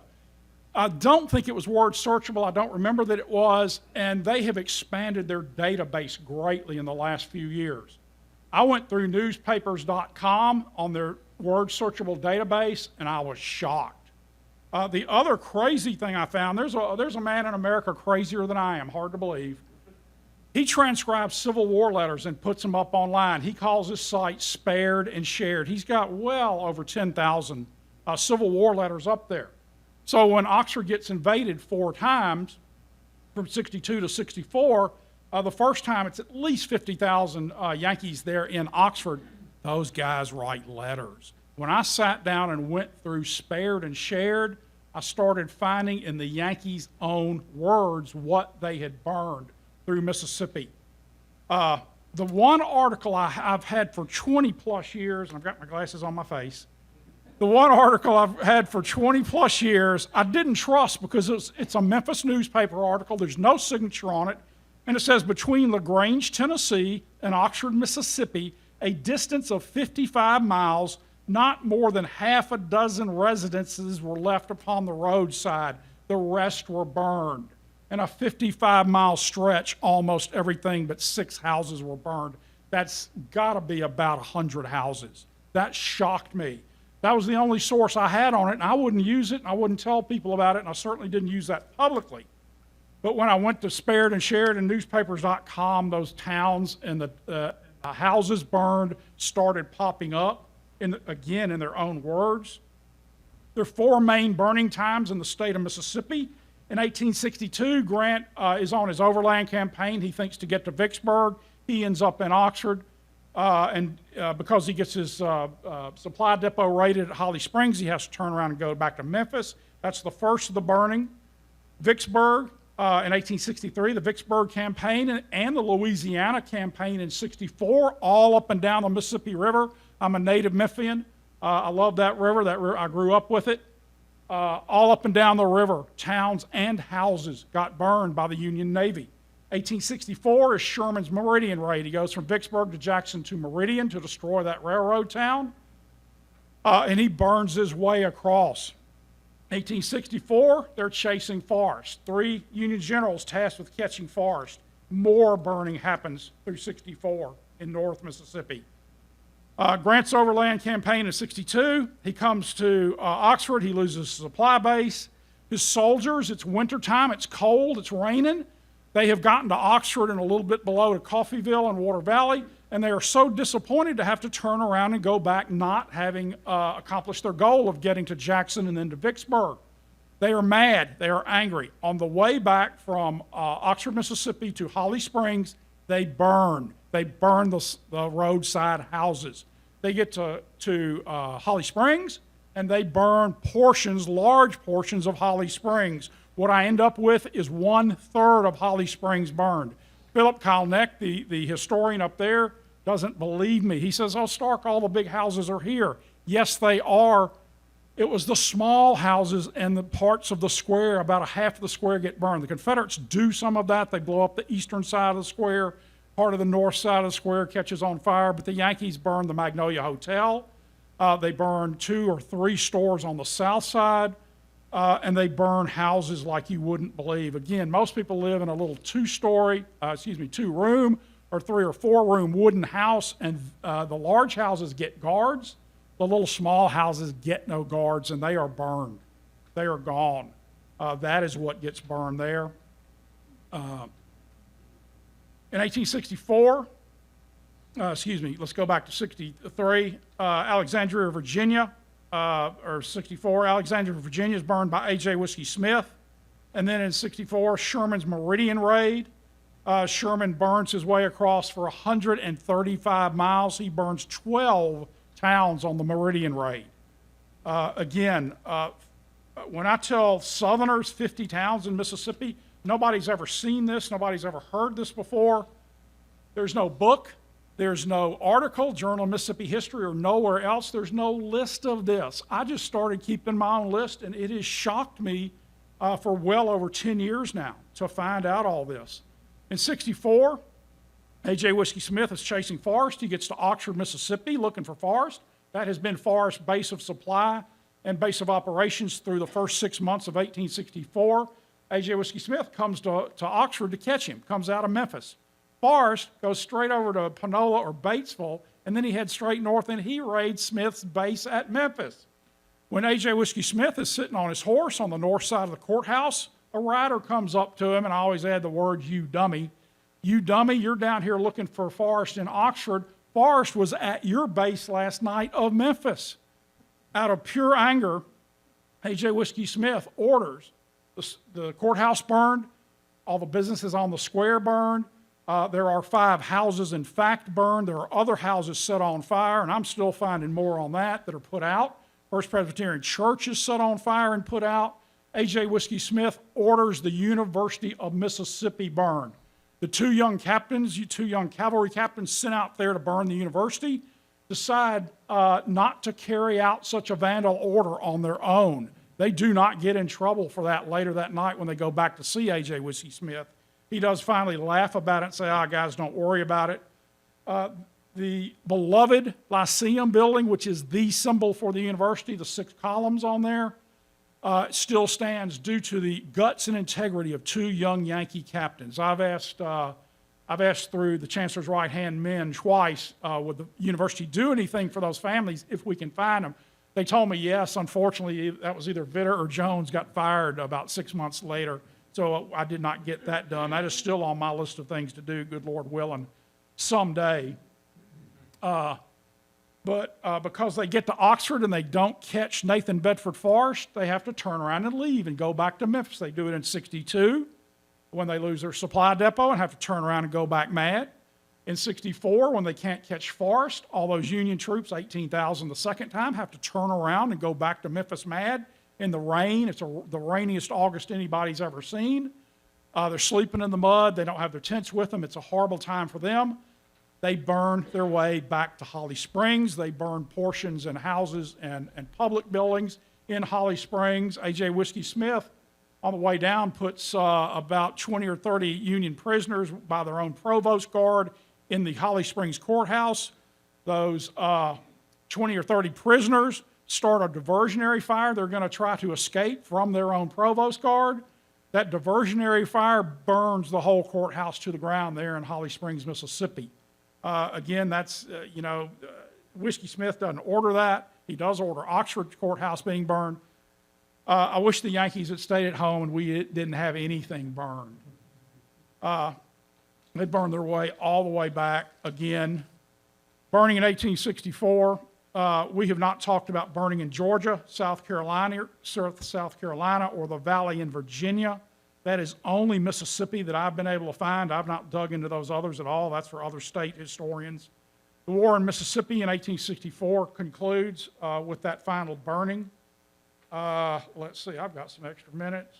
Let me give you just a very, very few quotes.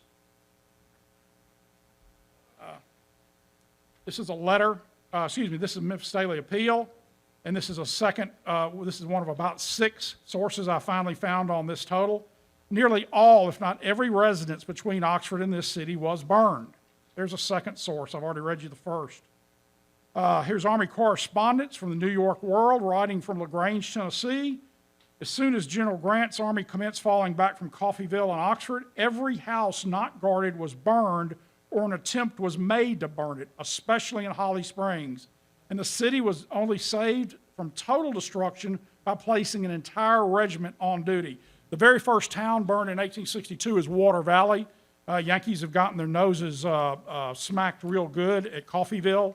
And when they do that and they have to turn around and go back to Oxford, the next day they burn Water Valley on the way back to Oxford.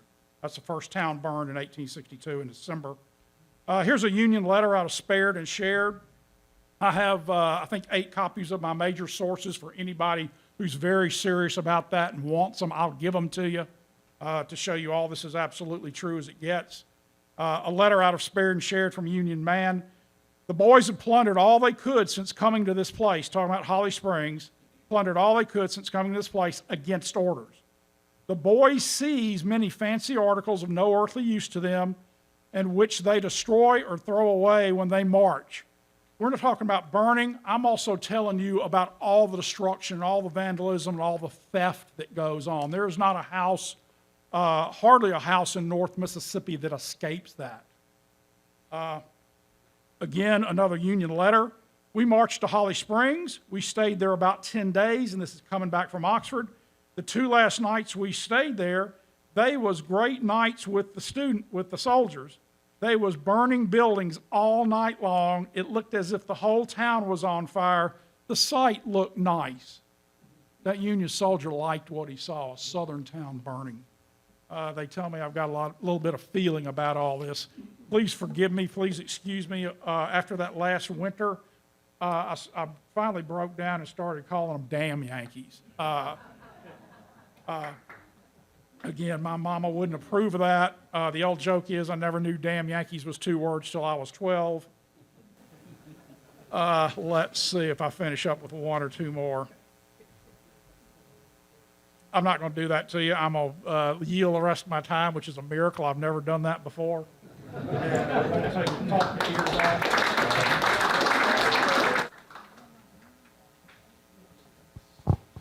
I could hear him all afternoon. I mean, that's a fascinating subject. We're going to take a little short break right here, but I will say, in following up with Stark, Steve Howard and I this morning went to Raymond Daugherty's house in Tupelo. It's the only, I think, antebellum home. Andy Jackson stayed there in the early 1800s doing an Indian treaty. And he has a picture in his home of Winfield Scott. And what happened, to follow up on what Stark said, the Union Army came to Verona, Mississippi, burning houses, and I think it was in 64, don't quote me on that, but they came to this one house, and there was a lady living there, and that she had this picture that's hanging in Raymond's house. It's an original picture of Winfield Scott, a color artist rendering of him, and they said, well, why do you have this picture of Winfield Scott in here? Well, that's my brother. And so this Miss Walker was related to Winfield Scott. It was her brother, and so they posted a guard outside her house and wouldn't let anybody burn it, and that house was never burned. But anyway, let's take a little break, and then we'll come back. And Let's take a intermission. As soon as you guys come back, we'll start asking these guys questions. All right? All right. I think we got most of us back in here, so let's get started with it. First of all, I want to make some announcements for the Brice's Crossroads Foundation. So beginning Saturday, March 9th, we are going to start to have consistent programming out there on the battlefield. The Brice's Crossroads Foundation has got a great group of enthusiasts and people that are putting together programs. So it's not going to be the same one every time you go out there. It's going to be something different. We have comprehensive battlefield tours. We have we're developing a tour that's really a military staff ride type tour for the really kind of people that love this stuff. But we're also doing just singular programs on the USCT, programs on the Confederate Kentucky Brigade at Brice's Crossroads, programs on Illinois at Brice's Crossroads, programs on historic weapons that were used at Brice's Crossroads. So this is going to be one Saturday a month for at least the rest of the year, and we're hoping that this catches on. All these programs out there are absolutely free, so just come on out and show us that you're interested, and we'll do more stuff. Let me see, after that, we have, I want to make an announcement about our membership weekend. For those that came last year, it was a single-day event. This year, we've expanded it to a 2-day event. On the Friday evening, we're going to have our donor recognition night / fundraiser, where we're going to have some entertainment for you, some Civil War themed entertainment. We think everybody will really love it.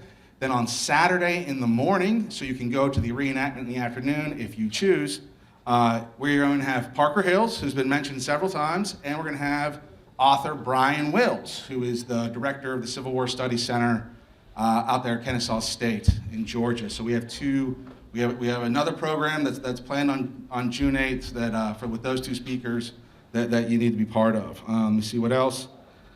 On the evening of June 10th, if we have the funding and the volunteers for it, because we're going to need a lot, we are planning to do the first ever illumination memorial event for the Battle of Brice's Crossroads.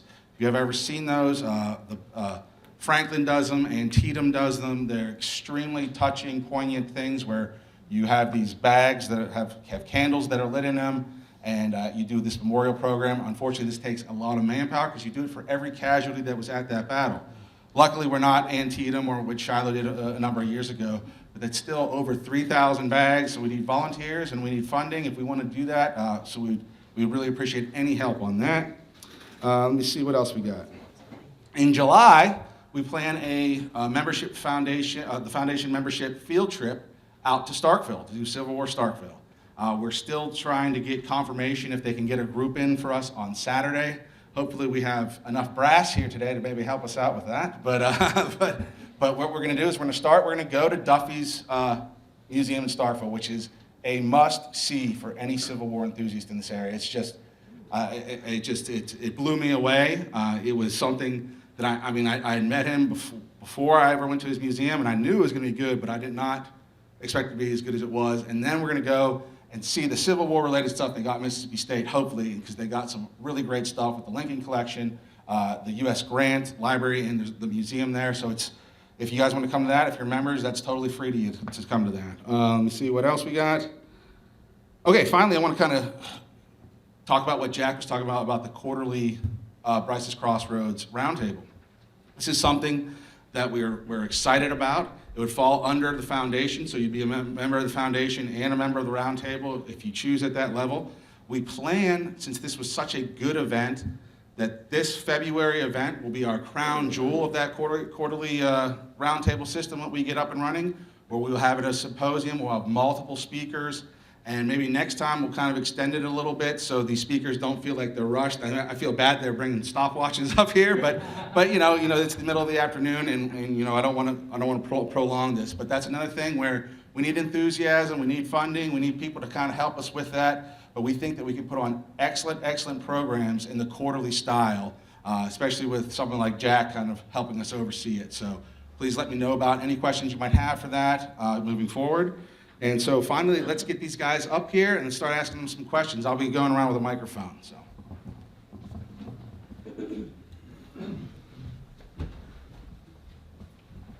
Check.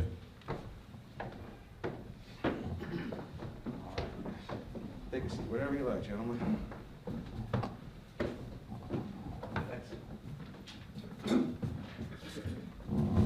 I'd like to open it up now for any questions that anyone has. I've got a few questions of some of them, but I'd like to open it up if anybody's got any questions right now. Who wants to start us off? Here we go. Here we go. I can speak pretty loud. All right, go for it. So the question I've got is, and this is very speculative, but what would it have been like if Lincoln would not have been reelected?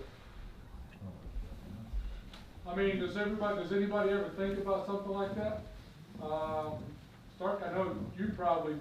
But Try to answer. McClellan says he's going to continue the war. That's what he says. But if you look at McClellan's record for not using troops, he's going to end the thing. It's a political promise to get elected, and then he's going to fold on it, I think. I think the war's over, and the South sues for peace, and it's ended. And there is a new country, the Confederate States of America.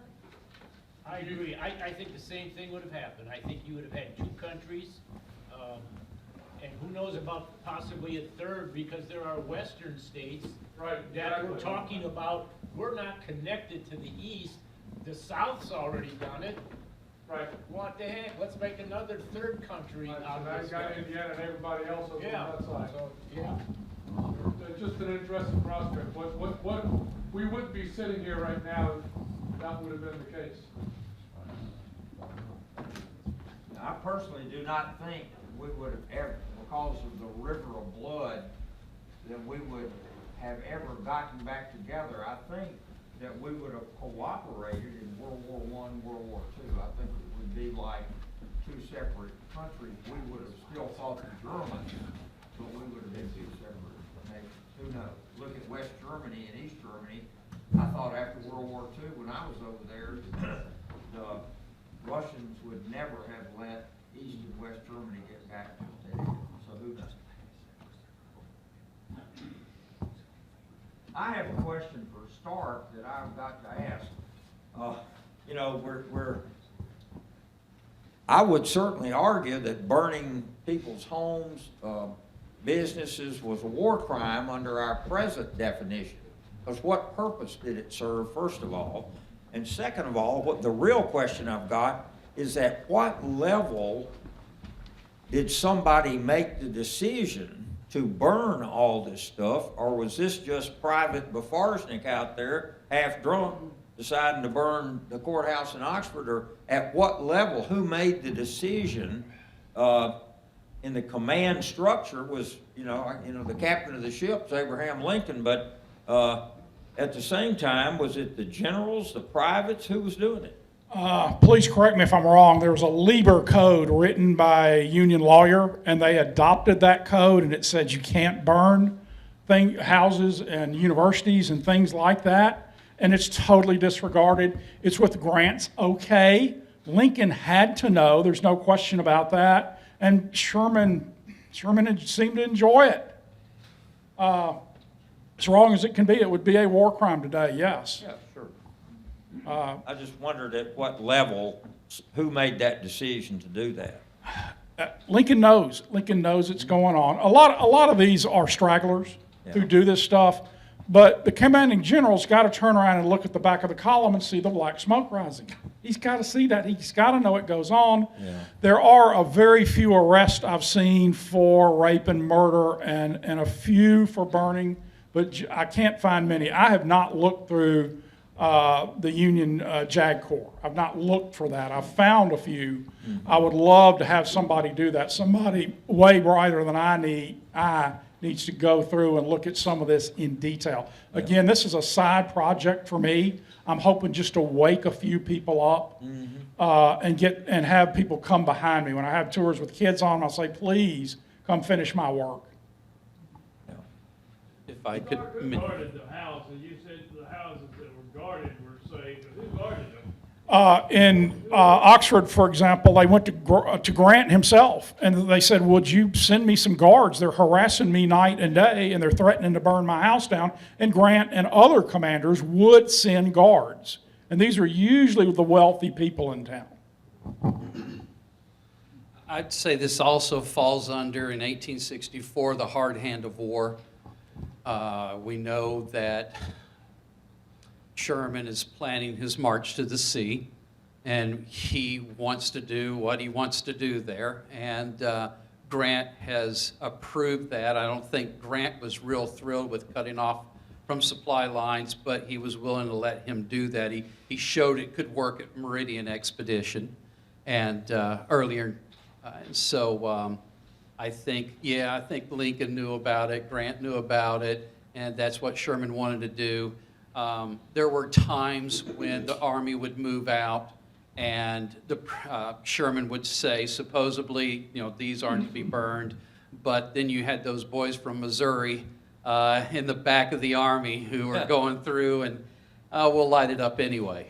So, but by then, Sherman is already with the rest of the troops moving out of the area, and then you look back and you see it, and it's too little too late. Yeah, well, Sherman's quoted as saying he wanted to make Georgia howl, and he sure did. Right. Mike, let me ask you this.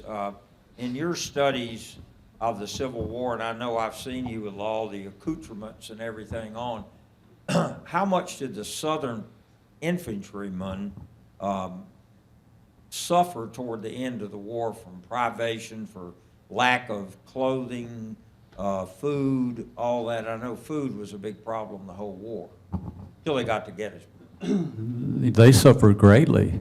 They marched. Recording Shelby Foote stated one time, he said a man asked him at a show, said, how did they do it? Said, how did a starving man march 20 miles, fight a 3-hour battle, and march 3 hours back? How do they do it? And he said he thought forever to try to figure it out, but when you're defending your house and home against an invader, you're going to do what it takes, and that's what they did. And I don't see how they did it, but they did it. Well, you can get used to anything. Yes, sir. In Jackson's early campaigns that I've read on Bevan Alexander's books, a lot of these boys, you know, we have this idea that all the Southerners were in great shape and they could hike, and that's not true. What they averaged, what, 125, 130 pounds apiece? Right, and they were a lot of city boys that weren't used to the hiking all these distances, even some of the country boys. They said some of those soldiers never left home. They had never been to more than 4 or 5 miles from home in their entire Right, life. right. But a lot of them sought adventure, and a lot of them went for various reasons. They said when the war started that, you know, if you was an able-bodied man, the women of the town made you go.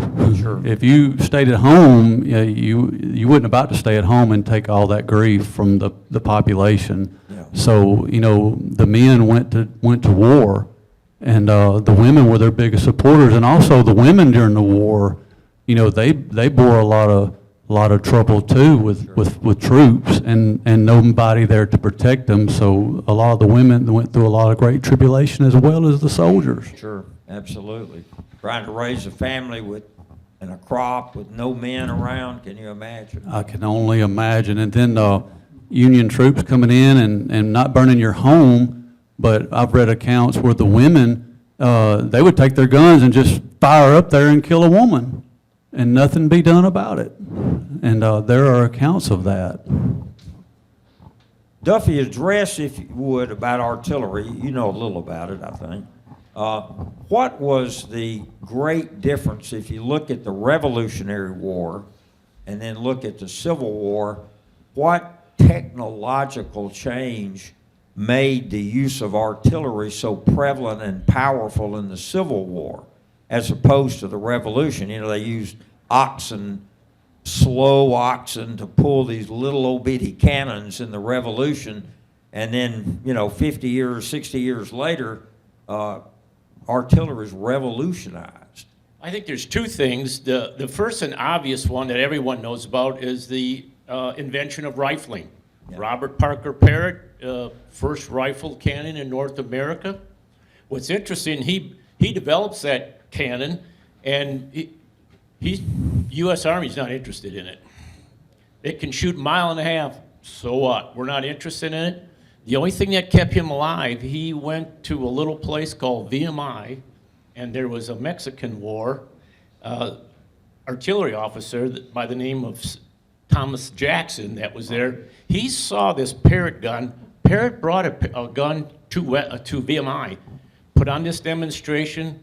Stonewall Jackson looks at that and says, we got to have some. So he talks the state of Virginia into buying 6 Parrott rifles. This is in 1860. And that little bitty contract kept Parrott afloat. Of course, we all know the end of the story. He goes on to make 2,000 Parrott rifles. You talk about, I do a program on mass production, and people say, you know, could the South have won the war? And I always say no. Robert Parker Parrott, at his one foundry, outproduced the entire Confederacy. He made over 2,000 rifle cannon in less than 4 years, and he made 1.5 million projectiles.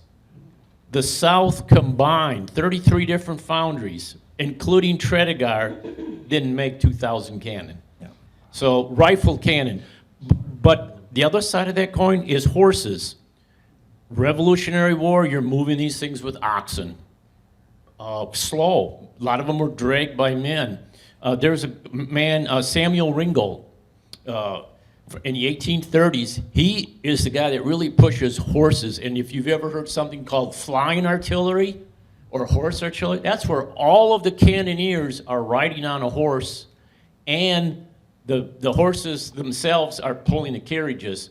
Well, he goes to Washington because he's pushing to get horse artillery pushed through in the late 1830s, and he sets up a demonstration, and they're in Congress, and he has someone shoot a cannon. They start a stopwatch. He goes to the other side of Washington, which is a little over 1 mile, and they did it in less than 4 minutes and fired again. So he moved from one shot to the other shot in less than 4 minutes and showed Congress how efficient these horses were, and they voted the next week to cancel the horse program. But he did get his horses, used them in the Mexican War, and after the Mexican War, they really saw the effectiveness of mobile artillery. And that is the big difference, in my mind, is the mobility of the horses. All right. Dr. Bennett, what about Brice's Crossroads makes it so unique? I've read a lot about it, seen a lot about it. We studied it at West Point. It's just an amazing battle. And it's gotten its due in a lot of ways. In some ways it hasn't. But what made it so unique in American military annals? Okay. Well, in some ways, I would say how Forrest was able to use the environment to his advantage. You got to remember, during this time, Grierson is out days before trying to find Forrest, and he'll stop at a farm and say, "You seen Forrest?" And they'd say, "Well, yeah." And he'd say, "Well, he's been through here lately." "Sure. How many men do you have?" "Oh, I think it was 10,000. And he'd believe him. And then he'd go down the road, and I've got this. I found all these different things where another one says 20,000, another is like 40,000, and he's really starting to wig out. And he tells Sturgis, but Sturgis kept his head and said, "No, he doesn't. Don't worry about that. He can't have anywhere near that. Just go down the road and run through them. You'll be fine." And you know what? Sturgis probably had a good point there, because at the beginning of that battle, when Grierson's thinking, well, he could have them because there's woods and everything, he didn't. And he probably could have just smashed right through them. But the other thing is, you've got to look at the undulation of the ground. A lot of times, historians, we get stuck in, here's the people here, and here's people there, and they shoot at each other, and they won, they lost, this guy got killed, and that. And we don't spend enough time looking at the environment. We don't look at the undulation of the ground. If you go out to, and this is true at Antietam, it's true at a lot of places. There's nothing different with Brice's Crossroads terrain. It's just that here we had a general who looked at the situation and said, I am at a disadvantage. How do I make up for it? And he's got the woods, and he's got the ground, and he uses it to his advantage. And a lot of times, these officers, and historians just don't look at that. They don't see it that way. They just think we went out and we fought. But no, there's so much more to it. But yeah, I would say it's, how well he used the terrain. He had an uncanny knack, Forrest did this time, for how he thought this battle would go. And some people would say, well, yeah, that's kind of true and not. But when you look it up, you find that, Forrest said, well, it's going to be hot tomorrow. Well, it's June 10th. You expect it to be hot, right? But there'd been a lot of rain, so you never know. It could be raining again today, but it didn't. And he doesn't have control over the weather that I know of. But the thing is, here he's like, it's going to be hot. They're going to send up the cavalry first. They're going to leave these guys back. They're going to come up. By the time they get up here, they're going to be worn out, and half of them probably won't even be able to fight. And he was right. He was it's one of the few battles. Battle never goes the way you expect it, okay? But in this case, that is pretty darn close to calling it, because it happened a lot like he said. So that, to me, is really an interesting thing in the undulation of the terrain of the area as well. There's another factor that we all, when we study battles of the Civil War, we can make a huge mistake. And, of course, it's called the fog of war to some degree. And what that means is it's very easy to look at a map and say, oh, yeah, well, this is what should happen, or this guy should have known that.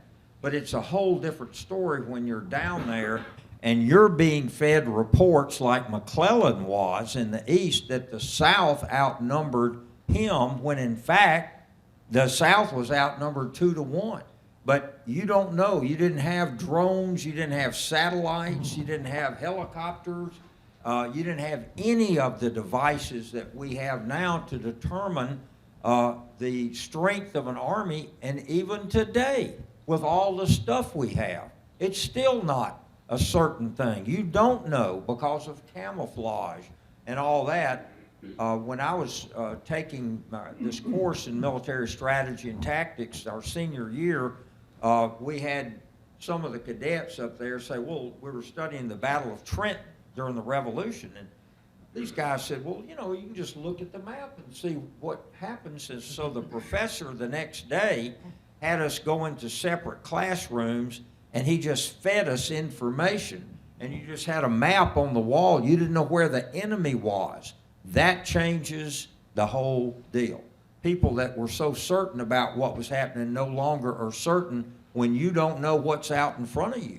And that's the same thing that they had at Brice's. It was, you go out to the field now and it looks like a football field. That's not the way it looked during the battle, right, Sark? It was cut over timber and places you couldn't see from here to that wall. You knew the enemy was coming at you for one reason.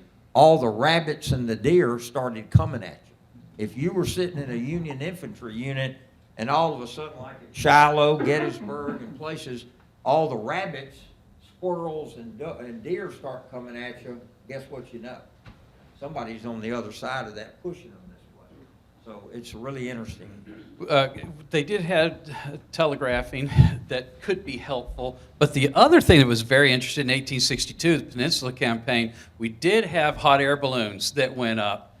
Just so far, but they went up and could see area. They can't Correct. see everything. And then they would bring them back down and they put them on the boats and shove, take them Right. down further. And so that's where we get our first aircraft carriers. That's when you correct. think about That's it, correct. that's the aircraft carrier. So. Stark, I would like to ask you, and I want to open it up, of course, for questions too, but what happened by 1864 to the 11th Mississippi that had been so decimated up at Gettysburg? 11th Mississippi, ask me what time it is, I'll tell you how to build a clock, and you've hit on the right subject. 11th Mississippi goes to Sharpsburg, the last and fourth battle they fight in 1862. They start that year with 56 men fit and present for duty. By Sharpsburg, the fourth Now, this battle. is Company A. Company A, University Grays. By the fourth battle, they're down to 20 men that go into the cornfield at Sharpsburg, bloodiest 40 acres in America, bloodiest day in American history. Those 20 young men who go into that battle, 19 are wounded. 3 do die of those wounds, so that's 95% casualty. Over the winter of 62, 63, after Sharpsburg, they do not fight at Fredericksburg, and they do miss, they're detached from the Army, and they do miss Chancellorsville. But over the winter of 62, 63, they build the company back up to about 33 men to go to Gettysburg with. Wounded come back. Almost every University Gray that goes to Gettysburg has been wounded already 1, 2, 3 times. They go to Gettysburg, 33 of them. Jeremiah Gage is killed in the pre-charge cannonade, mortally wounded. James Daly is litter bearer that day, so he's non-combatant. We don't count him. So 31 University Grays go into the charge, 14 killed, 17 wounded, as Maudmar Brown showed, and I've backed up with 2 other sources. That is 100% casualties there at Gettysburg. After Gettysburg, there are never more than 15 of them together again. They are combined with Company F. In the very first battle of 64, after Gettysburg, they suffer, out of 15 of them present, they suffer 2 killed and 3 wounded, so they're down to 10 men. They end up on April 2nd at the last battle right below Petersburg with their backs to the swollen stream. And one of them there are probably 4 of them present. One swims the swollen stream, links back up with the Army of Northern Virginia and gets to Appomattox. The other 4 are captured. When I first went to Appomattox 25 plus years ago and I stood out there at Surrender Triangle, I cried for the 50 who were dead by then, and I thought about the 99 who never made it that far. 63 of them were, out of 150 total, 63 had been wounded anywhere from 1 to 6 times. 1 kid out of 150 University Grays gets to Appomattox. 1 of. 1 gets to the end. Yeah, I think the casualties in the 42nd, my great-great-grandfather was in the 42nd. I think at Appomattox, there was a chaplain, one officer, and 2 men left at Appomattox. The 11th lists 20-some-odd men and 1 horse. They captured a Confederate horse. Does anyone have any questions? Yeah, any questions? Because we got about 5 minutes here. Oh, here you go. My great-grandfather was listed as being shot or severely wounded, excuse me, was the words they used, at the Okolona Prairie Mount campaign somewhere between the 20th and the 22nd. But the pages that are listed that they transcribed later, I think off of some microfilm, the Confederate State Army casualties list and narrative, because the wounding is in his service record, but then in that, the first initial of his name is incorrect. Is there any way, or where should I try and look, like at the National Archives, to find the original document that the person wrote that would have the correct initial, where later when it was transcribed, it was incorrect? Jack, let me take this, since I do Sure, the casualty reports and everything all the RSU. time. Maintain that. You can look at the National Archives and go in, and besides examining the microfiche that you can request, go in and see the original paperwork, the signed documents. If you'll contact me through my page, Civil War North Mississippi, I'll try to pull some of that for you with your ancestor. I have held the company muster rolls for the 11th Mississippi in my hands twice. There is material that was supposed to be lifted out of there and put onto the cards and put in the individual jackets. There's material in the muster roll books that is not in those jackets and on the cards. It's just not there. It didn't get transcribed. I had a question about Sturgis, particularly about Brice's Crossroads, about Sturgis moving the wagons east of the creek out there. And I'd like to know from you guys, what was Sturgis's mindset in your studies of this to allow that to move across? And did those wagons being on the east side contribute to the loss, or did they just amplify the destruction as the retreat started? Did it actually have anything to do with the loss bringing them across, or was it just something? I guess what I'm asking is how big of a mistake did Sturgis acknowledge that was, and how much did Forrest capitalize on that? Wasn't Sturgis's fault. What happened was Sturgis was up on the crossroads, and the whole battle was coming together. The infantry were starting to show up. They're trying to get rid of the Union cavalry, get them out of the way, but so many of the infantry were coming up that were winded from the 2-mile, 3-mile run that they were having to do, and by the time they got to where they were supposed to be, they were just worn out. A lot of them couldn't even bite open the cartridge because they had no water. And so it's a bad situation. So you have infantry showing up, cavalry still there, some cavalry finally pulling out. And I believe it was something like, well, at least the wagons are still back toward Hatchie Bottom. They're still back there. We don't have to worry. Until an orderly comes in and says, hey, the wagons are here. Where do you want them? And that's when he's like, uh-oh. So he gets on his horse, I believe, at this point, and rides down the hill to where the wagons are coming up across the creek, okay? Now, what's interesting about this is he rides down, and you'll have some people right later, Union guys, saying, well, Sturgis left us when we needed him the most. I saw him riding away from the battle. I believe what they were seeing was Sturgis riding down the hill to go figure out what in the world's just happened. He gets down there and he sees this whole situation. He says, you guys, get those wagons turned around and get them out of here. Get them back across the bridge. Well, where do we do that? Well, there's the field right there, okay? So they start to pull around through the field. But here's the problem. It's been raining for 6-7 days, and it's a field. So when you Put a vehicle in a field, is it easy to get out? No, you've got mud everywhere. So all these different wagons are coming up, they're up to their axles, and they can't get out. And so you've got those guys trying to turn around to get out. You still had ones across the creek that are coming towards the battle. How do you get those turned around? And it's a cluster. It really does mess up.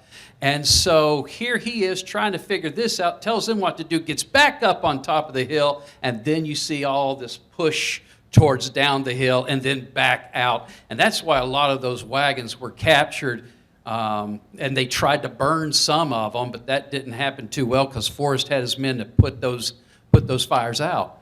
So in most cases. So that's what was happening there from my studies of it. Sturgis goes down there. It's just a bad situation. He did not expect them to come up when they did. Does that answer your question? Absolutely. Great, thank you. All right, we got the last question here. Get everyone out of here, but I want to let's go down. Let's just start with you, Stark. Anything you guys are working on? Any programs you might have coming up that you want to talk about? Any articles? Any books? Anything at all? Any speaking engagements? Go ahead and just start down the line. Thank you. It's tour season again. I've got tours up on my Facebook page, Miller Civil War Tours, along with 400 true stories. One of my two editors is sitting right here to get my first book done. He brought the edited parts to the car with him. I've got them now. And I joked with him, I got to quit goofing off. I got to go to work now. One of the things that I'm really excited about is the April 13th program at Raymond. One of the things that we get a chance to do is we're going to fire a 24-pound field howitzer that day, and it's the first time since May of '63 that one has been fired there.